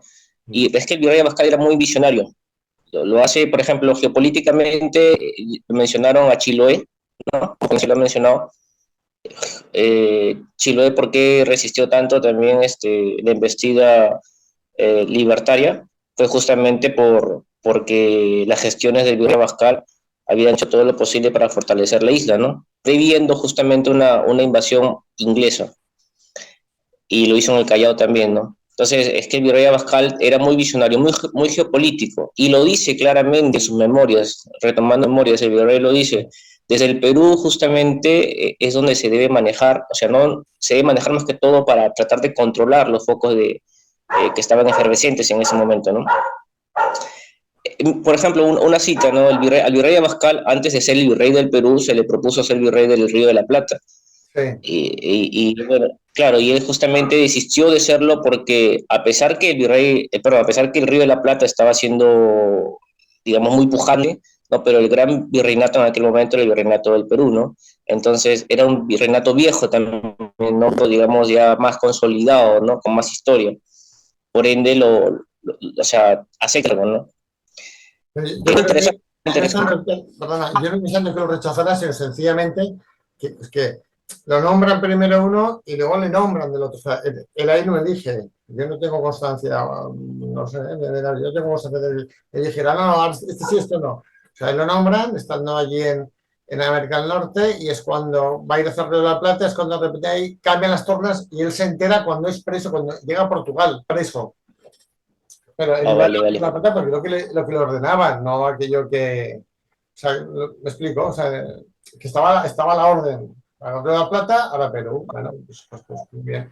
No sé el por qué hubo ese cambio tan rápido, tan repentino, bueno, tampoco, eso lo desconozco, eso no lo he investigado. Se podría mirar, se podría investigar por qué, porque podría haber sido a lo mejor una historia distinta, ¿no? Pero a lo mejor, por su propio peso, de un reino antiguo, veterano, podría haber permanecido fiel a la corona igualmente, y en cambio una vasca en el Río de la Plata, pues a lo mejor hubiera puesto ahí las cosas en su Claro, sitio. hubiese O sido no, o distinto, ¿no? no. Totalmente. Claro. Ironía, ya. No lo sé. Posiblemente, ¿qué hubiese pasado con la Junta de Gobierno de Buenos Aires, por ejemplo, ¿no? Con la presencia de Virrey Abascal en el lugar, ¿no? Teniendo en cuenta que Virrey Abascal era muy, muy conservador, muy monárquico. Quizás la Hubieran historia hubiese sido tenido, otra, ¿no? hubieran tenido más que palabras. De Más que hecho, que sí, palabras hubieran tenido. el, vir- el Virrey Abascal era muy, muy asiduo, muy estratega, ¿no? Siempre estaba dando, por ejemplo, donde podrían armar un tumulto, ¿no? Pero sobre Bueno, todo, entonces, muy interesante. sí, pero yo creo que sobre todo, aparte efectivamente que es así, yo creo, yo por lo que lo he estudiado, yo creo que fue un hombre que o sea, tiene visión estratega, una visión de lince, nunca mejor dicho, ¿no? Pero yo creo que supo siempre identificarse con los gobernados. Esa es la impresión que tengo. Porque tú puedes tener una visión estratégica, una visión de águila, está muy bien y es necesaria, pero si a los que tú gobiernes no te siguen, pues no haces nada, te estrellas o te quedas solo. En cambio, él, junto con eso, supo llevarse consigo a la gente adelante, supo, es mi impresión. O sea, gran parte de su éxito, aparte de lo certero de sus decisiones, en tanto en cuanto, efectivamente, un hombre con una visión geopolítica determinada o grande, yo creo que era un hombre que supo ganarse, meterse en el bolsillo a sus gobernados. En definitiva, es un poco lo que ahora llaman un líder, ¿no? La diferencia entre jefe y líder, esto lo vemos mucho en las redes, ¿no? Pues bueno, un líder es una persona, ¿no? Todos sabemos quién es jefe y quién es líder, ¿no? Nuestras relaciones personales, familiares, laborales, ¿no? Pues yo creo que Abascal supo ser líder, me parece por su forma de ser. Es la impresión que yo tengo de él. Aparte de sus capacidades, etcétera, su experiencia, que sí, que obviamente esto hay que tenerlo, yo creo que él era líder. Me da la sensación. Claro, y ese liderazgo, por ejemplo, mencionando lo que indicas, lo hizo justamente con el Regimiento de la Concordia, con más que todo, digamos, intentar hacer que la élite, digamos, de la élite limeña se acercara justamente y poderlos tener controlados, ¿no? O sea, sean más fidelistas. Es más, le decían el fidelista al virrey, le decían el fidelista, ¿no? Por, digamos, su lealtad al rey. Sí. Y teniendo en cuenta también que la gente del pueblo, esto lo dice un historiador, Jorge Basadre, uno de los historiadores referentes del Perú, Sí. la gente del pueblo y la gente, digamos, mestiza, estaba a favor de seguir con la corona, o sea, no querían la independencia, ¿no? Entonces, de hecho, tenía justamente que tratar de ganarse a la gente de la élite, ¿no? Y esto justamente trae a colación lo que posteriormente sucede con la llegada de San Martín.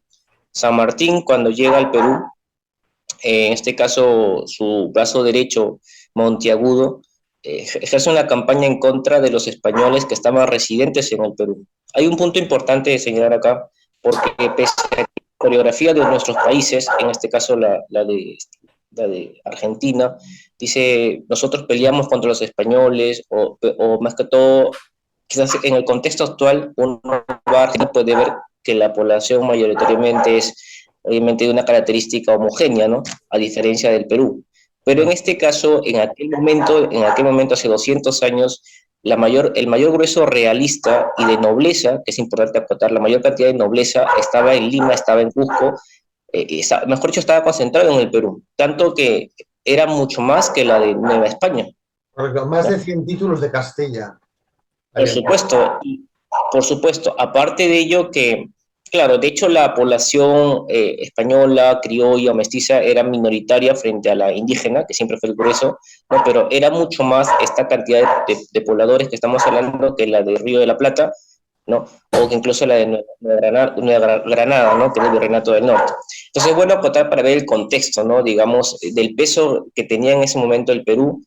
Por ende, el virrey al conquistar, para conquistar o traerlos a la élite limeña, justamente les trata de devolver la gloria, ¿no? En ese sentido, por ejemplo, de anexar el Alto Perú al mismo Perú, Chiloé, la isla de Chiloé, lo hace con Guayaquil, que era justamente el segundo puerto más importante después del Callao, o sea, no, nada menos, ¿no? Entonces, todo bien estratégico el virrey.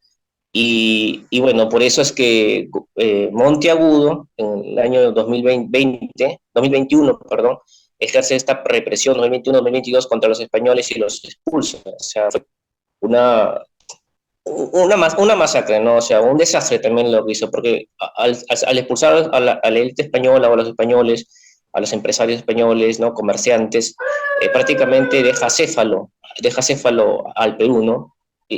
Bueno, ahí viene justamente su decadencia, posteriormente con Bolívar, la llegada de Bolívar peor todavía, cuando ya sabemos los resultados. Que se arrepintió al final de sus días y se quiso ir a morir a España.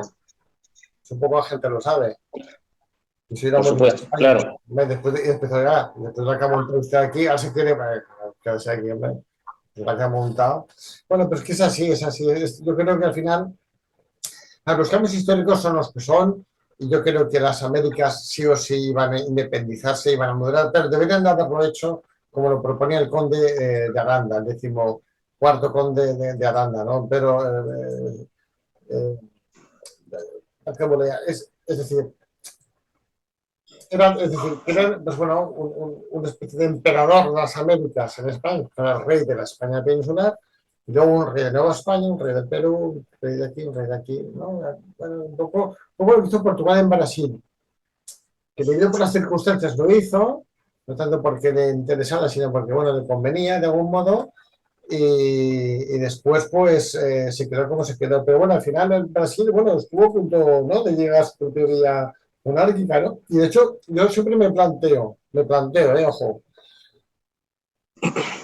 como un americano que ha vivido siempre bajo regímenes monárquicos, hispánicos y prehispánicos, siempre, ¿no?, una aristocracia, un rey, un tal, un emperador, como de la noche a la mañana se vuelve republicano. O sea, esto es a ver, entre nos, es un cambio, es una bofetada, ¿no? Es una bofetada. O sea, ¿cómo puede una persona, es decir, cuando tú, tus padres, tus hermanos, tus abuelos, hay un régimen de monarquía y lo que ello implica en las relaciones sociales, económicas, políticas en un país, de una sociedad, de repente no, ahora soy republicano, ahora elegimos, ahora somos todos democráticos. Yo lo veo, sinceramente, como, ya digo, una república muy monárquica. El chico de América tuvo repúblicas muy monárquicas, porque era, o sea, es que es normal, no sé si me explico. Es como, valga el paralelismo que he hecho antes, la monarquía actual española es muy republicana. ¿En qué sentido lo digo? Que eres un boato de, ¿no?, el rey hace sus 10 años y aquello no se tire la casa por el balcón, es una cosa muy modesta, ¿no? El papel que tiene, pues eso, es un papel que reina, pero no gobierna, en fin, una cosita.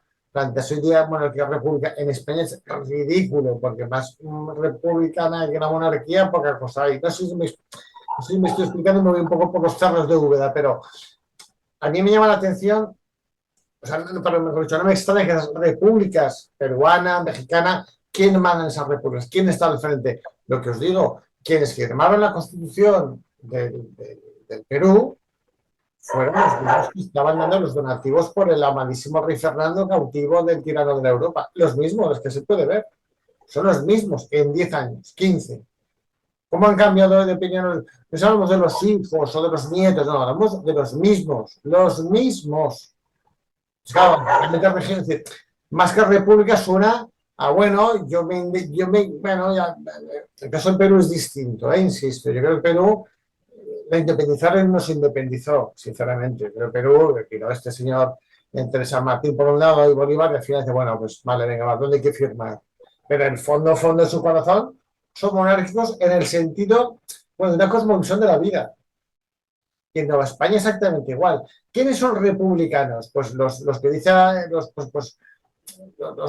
mercaderes, rioplatenses, caraqueños, y es normal, porque claro, uno quiere tener, bueno, lo que ha pasado siempre, tengo el poder económico pero no el poder político, y quiero tener las dos cosas, pues tengo uno revolucionario, vale, muy bien, yo tengo el poder político, no tanto el económico, pero sí el social, ¿para qué voy a cambiar? En fin, esto es muy normal y muy natural, ¿no? En el ser humano, me parece a mí, ¿no? Pero a mí siempre me llama la atención eso, y luego otra cosa que me llama a mí mucho la atención, no sé en América si esto tenéis en Perú o en Quito, ¿dónde? Pero otra cosa que me llama la atención es cuando se pierde América, o sea, cuando se pierde Cuba. Aquí en España hay como, oh, España, concepto de España, para arriba España. Ahora Cuba, en fin, sí, muy bien, muy bonita, pero no se pierde América entera, y aquí es como si hubiéramos perdido, no sé, no se hubiera pasado nada. Oiga, ¿te acuerdas que la península fue barrida por los franceses? Pero era, es que hemos perdido el brazo, no, el brazo, la pierna, el ojo derecho y el pie con América. Y no hay una reacción. Esto hay que alguien investigara, ya que estamos aquí entre hispanistas, que se investigara cómo es que no hay una reacción de ningún tipo. Yo es que no he encontrado reacciones, no sé, artísticas, literarias, políticas, filosóficas. No, se pierde América, no pasa nada. Oiga, ¿cómo que no pasa nada? Hemos perdido el pulmón, los brazos de España, o sea, es que España sin América no es nada, no, pues sí, estamos, no sé. Está Cuba, en fin, no sé, muy bonito, Filipinas, bueno, bien, sí, pero no sé, hemos perdido América, señores. No, bastantes problemas tenemos, que los franceses nos han venido por aquí, unas hordas del norte, no sé, a mí me llama la atención. En fin, bueno, una cosa que quería comentar porque siempre la tengo ahí y aprovechando que estéis ahí todos, pues si alguien se atreve, yo encantado. Excelente, excelente, Juan Ignacio. Como se dice, España debe mirar a América y América debe mirar a España Sí, sí. para recuperar la herencia. A ver, continuando con la tertulia, le damos el pase a Vicente Durán. Tiene la mano levantada. Hola, buenas noches. Muchísimas gracias por la conferencia, súper interesante y aquí en España se conoce un poquito, ¿eh? Como decía Igor Ignacio, se pierde el 90% del imperio y aquí estamos con otra cosa. Oye, Juan Ignacio, tú lo has nombrado muy de pasada. Te quería preguntar el papel de la masonería en toda la emancipación y dónde estaba más implantada, si estaba más implantada en el Virreinato de la Plata o porque yo creo que en Nueva España, ¿no? Y a ver si me puedes alumbrar un poquito sobre esto. Venga, muchas gracias y felicidades por la ponencia. A ti. A ver, yo, mira, la masonería en donde estaba sobre todo metida era en... A ver, por ejemplo, un Bolívar, ¿dónde se hace masón? Se dice, en Inglaterra. ¿Bolívar dónde está? Lucha en España. Bolívar lucha en España. Y en batallas de calado de importancia. Y al pasar por Inglaterra, para aquello que es la nación aliada, curiosamente es la aliada en Europa, pero es la enemiga en América, jugando a doble papel, se hace masón. Miranda también, zona caribeña, véase Miranda, hay un libro muy interesante de Miranda, se titula, lo tengo por aquí, en la biblioteca, a ver dónde lo tengo. No me acuerdo cómo se titula el libro. Bueno, la masonería actúa mucho, no tanto en Nueva España como en Perú, porque lo que hemos comentado son reinos muy veteranos, de mucho peso y donde, bueno, estos no tienen apenas cabida, pero sí en estas pequeñas capitales generales, como es la de Caracas y es la del Virreinato de la Plata, y donde penetra con facilidad. Y no hay que olvidar que Inglaterra está unos cuantos años en suelo peninsular. La guerra peninsular que llaman los ingleses La mal llamada Guerra de la Independencia que conocemos, que en verdad así no se le llamó Guerra de la Independencia posteriormente durante el nacionalismo español decimonónico para justificar qué pasó. En Cataluña, dentro de España, lo que es Cataluña llaman la Guerra del Francés, que es más común. De hecho, los problemas entre las dos, entre Cataluña y el resto de Francia, son, mejor dicho, España y Francia por Cataluña, han sido bastante habituales. Inglaterra estuvo unos cuantos años aquí luchando y se infiltró. Pero tuvo una cabida realmente fue en Buenos Aires y en Caracas, donde tuvo la gran presencia. Yo estudié, incluso me entrevisté en Zaragoza a uno de los grandes estudiosos de la masonería, que algunas de ellos dicen que incluso si era masón. Y bueno, la masonería estuvo metida en muchos en ámbitos de altos niveles aristocráticos, intelectuales y religiosos, pues no es de extrañar también, algunos también he metido. Pero donde hizo cuña fue sobre todo, insisto, en Caracas y en Río de la Plata. Miranda, que fue vendido por cierto por Bolívar a los españoles y luego acabó en un preso en Cádiz. Este era masón. Este era de una vida apasionante, Miranda, que conozco, apasionante. Sirvió en Estados Unidos, sirvió en Rusia, sirvió en Francia, revolucionario, sirvió en Hispanoamérica. Es hombre de una vida apasionante. Acabó, ¿no? Pero también era masón. O sea, los masones decían, a ver, la masonería es... ¿qué le interesa a la masonería? Aparte de todo el tema del rollo filosófico, de un dios, una visión teísta, a su vez para conocer lo divino hay que escalar, hay que hacer méritos propios, por una especie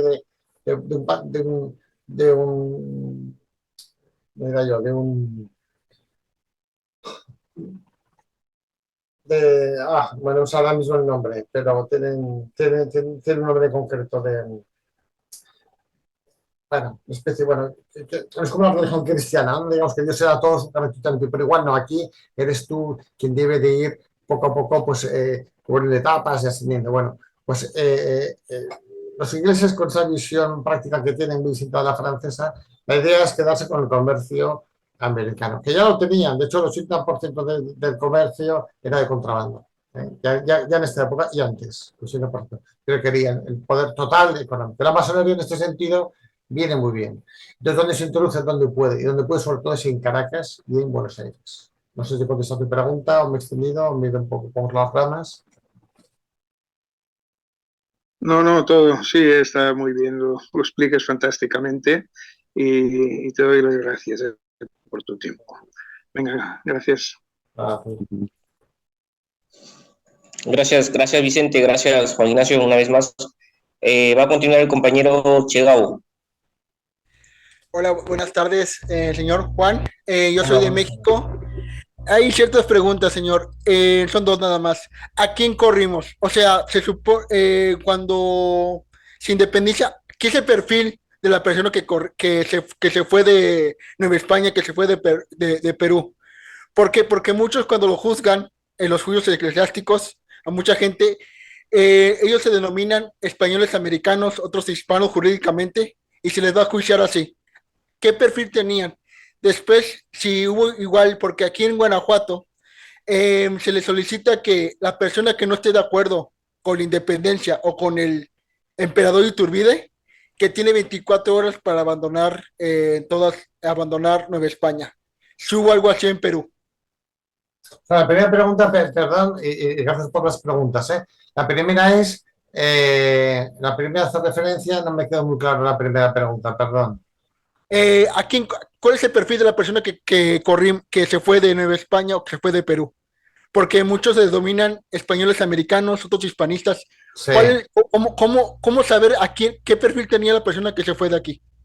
Vale, el que se fue que tenía un compromiso claro con la monarquía hasta el final, porque la mayor parte de ellos cambiaron de chaqueta.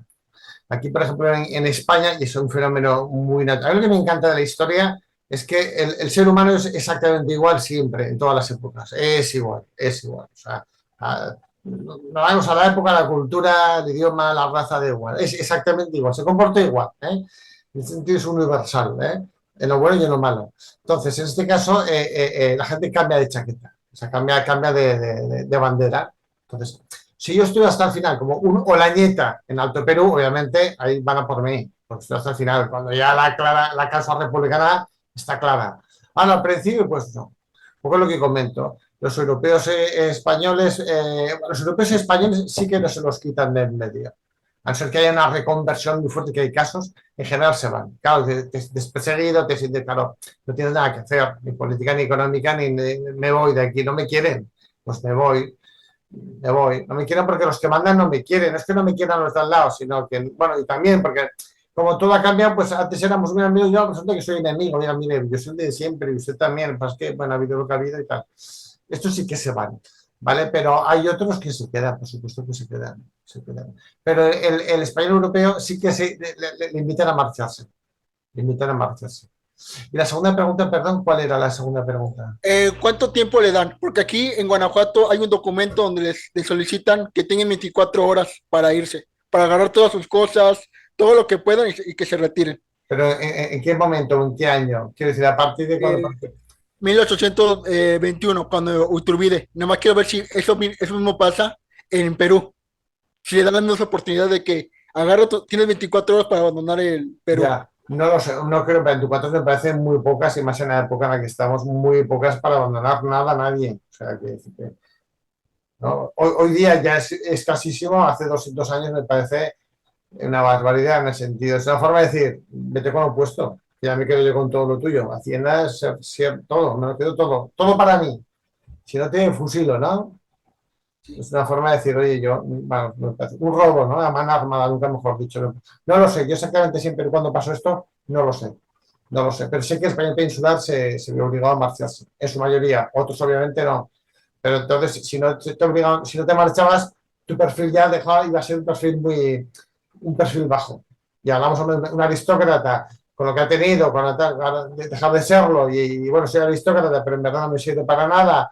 Sí, bueno, tal, y en fin, hago lo que bueno te puedo, y ya no me invitan aquí ni allá, pues, a bien morir y poco hablar, ¿no? Digamos, ¿no? Pero no sé con ese, si esto se dio las 24 horas, no lo sé. Puede ser, pero lo desconozco. Es que lo que pasa con el Tratado de Córdoba, hay un reglamento que cuando está el virrey están inventando a que se retire. Pero no lo hacen directo, lo están haciendo poco a poco. Claro, esto es más natural, ¿no? Unos vencen, otros son vencidos y dicen, venga, vayan retirándose.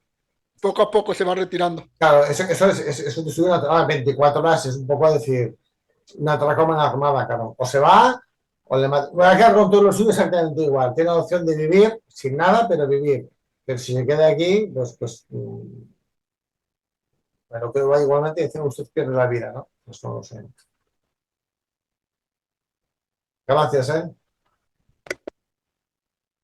Sí, justo para intentar quizá dar un panorama de la pregunta de Chegabo, Juan Ignacio, voy a decir lo siguiente.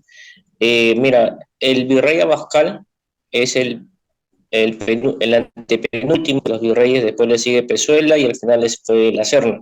La Serna, cuando estaba por San Martín, él huía a Cusco. Bueno, digamos, se repliega en Cusco junto con el alferazgo real, ¿no? Y desde ahí prácticamente ejerce la resistencia. Empero, cuando cuando San Martín viene, ¿no? Ocupa Lima, existe sí una expulsión de españoles, lo que mencionaba hace un momento, más que todo llevado por la gestión de Monteagudo. Fueron alrededor de 18.000 a 20.000 españoles que fueron desalojados, expulsados. Muchos de ellos, con la esperanza de retornar al Perú, se fueron al Brasil, a Sao Paulo, por estar más cerca e intentar justamente recuperar lo que era de ellos, ¿no? Su familia, sus amigos, sus empresas, sus negocios, sus tierras, sus casas estaban acá, pero fueron expropiadas justamente en nombre de la emancipación. Esto básicamente casi no se sabe o no se comenta, ¿no? Porque la historiografía endulcora mucho a los llamados libertadores, pero es parte de lo que hicieron en ese momento, ¿no? Otro tema también relacionado a esto es que las familias criollas españolas, ¿no? O españoles que ya tenían familia acá, ¿no? Casados con peruanos, ¿no? O peruanas, se alojaron en las iglesias, en los templos. Monteagudo, ¿no? Incluso presiona al arzobispo de Eras, ¿no? Ya era una persona mayor, lo presiona justamente para que él dé la autorización para que las iglesias abran sus puertas y sean obviamente deportados. Pero no, el arzobispo murió en su ley, es decir, no lo aceptó. Sin embargo, a la fuerza, muchas iglesias fueron violentadas, murieron muchos sacerdotes, hubieron capellanes, ¿no? Y hubieron pues una serie de violencia, ¿no? De violencia, de robo, de saqueos a los mismos templos católicos, entendiendo que en aquella época la gente era pues muy devota, ¿no? El peruano era muy devoto, pero es parte de la historiografía que no se cuenta, ¿no? De ese lado de San Martín sobre todo, ¿no? Es por eso que el proyecto de San Martín, que aun cuando él viene con una idea de tratar de que en el Perú se establezca una monarquía, porque se daba cuenta del contexto que a diferencia de Río de la Plata o de Chile, acá estaba muy concentrada la nobleza, ¿no? Limeña.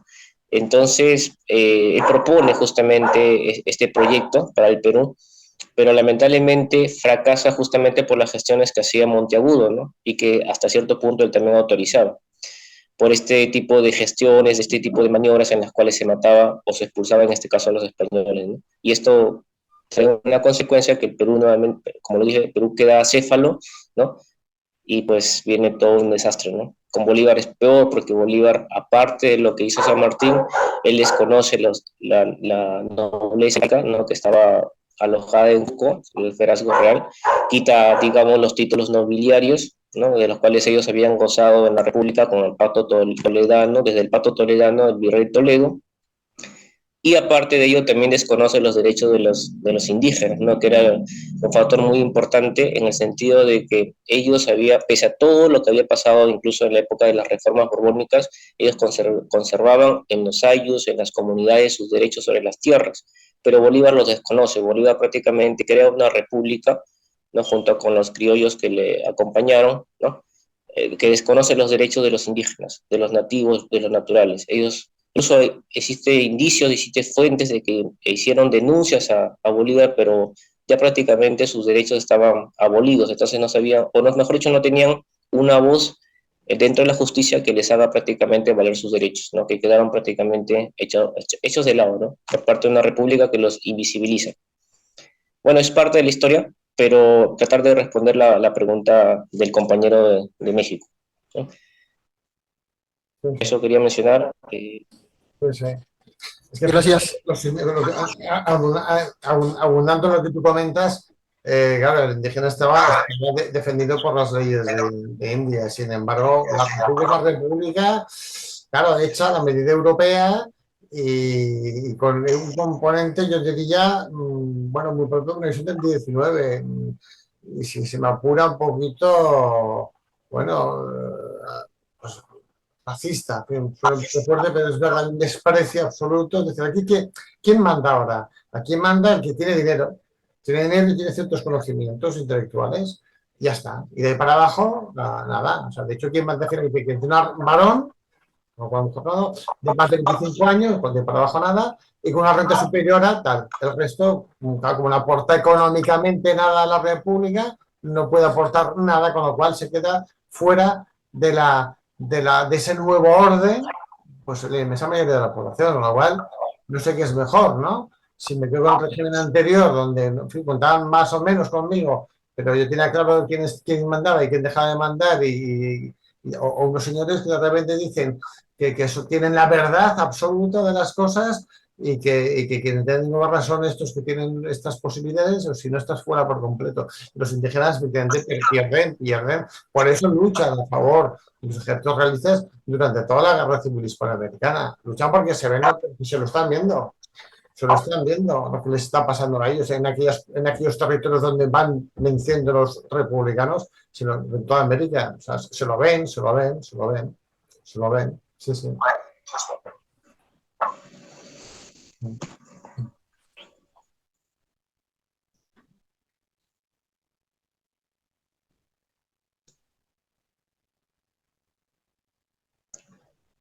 Ángel. Creo que eso, ya no hay más preguntas. No sé si alguien quiere hacer un comentario o alguna aportación a la exposición de... Sí, perdón, es que claro, tenía silenciado el micro. Bueno, pues yo creo que ya lo podemos dejar ya por hoy. Vamos a editar el vídeo. Mucha más la gente que no puede estar hoy, pues luego lo verán cientos o miles de personas en el canal de Conferencia de Cavite y ya lo compartiremos por redes sociales.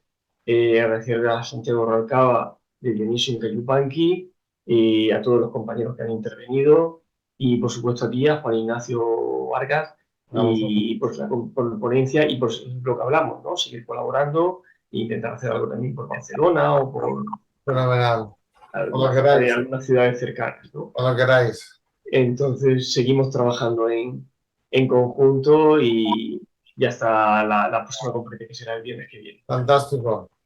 Gracias por todo. Santiago, ¿quieres despedir tú?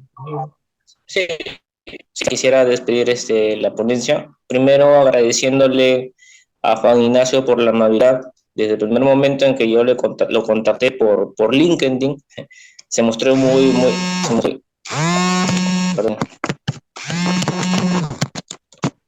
se mostró muy accesible a realizar la ponencia. Yo particularmente había visto una exposición en YouTube, me pareció interesantísimo el tema y considero que debía haber sido también estar presente acá en la asociación, ¿no? Por el tema que abarca y por la forma en cómo lo estudia, y cómo lo analiza y cómo lo expone. Te agradezco, Juan Ignacio, de manera personal y a nombre de la asociación por esta charla, por esa tertulia que nos ha brindado. Muchas gracias a vosotros, a la asociación de Incayupanqui y a los héroes de Cavite por haber acordado de mí y ya os digo, para lo que queráis, yo encantado, ¿eh? Y también por participar y escuchar otras conferencias que a partir de ahora no me perderé. He escuchado una que otra, vale, no en directo, pero sí en diferido y bueno, estaré más al quite, ¿eh? Si me invitáis, más al quite de las próximas conferencias. Muchas gracias a todos y a los que nos están escuchando y a los que nos verán, ¿eh? Muchas gracias a todos. Fenomenal.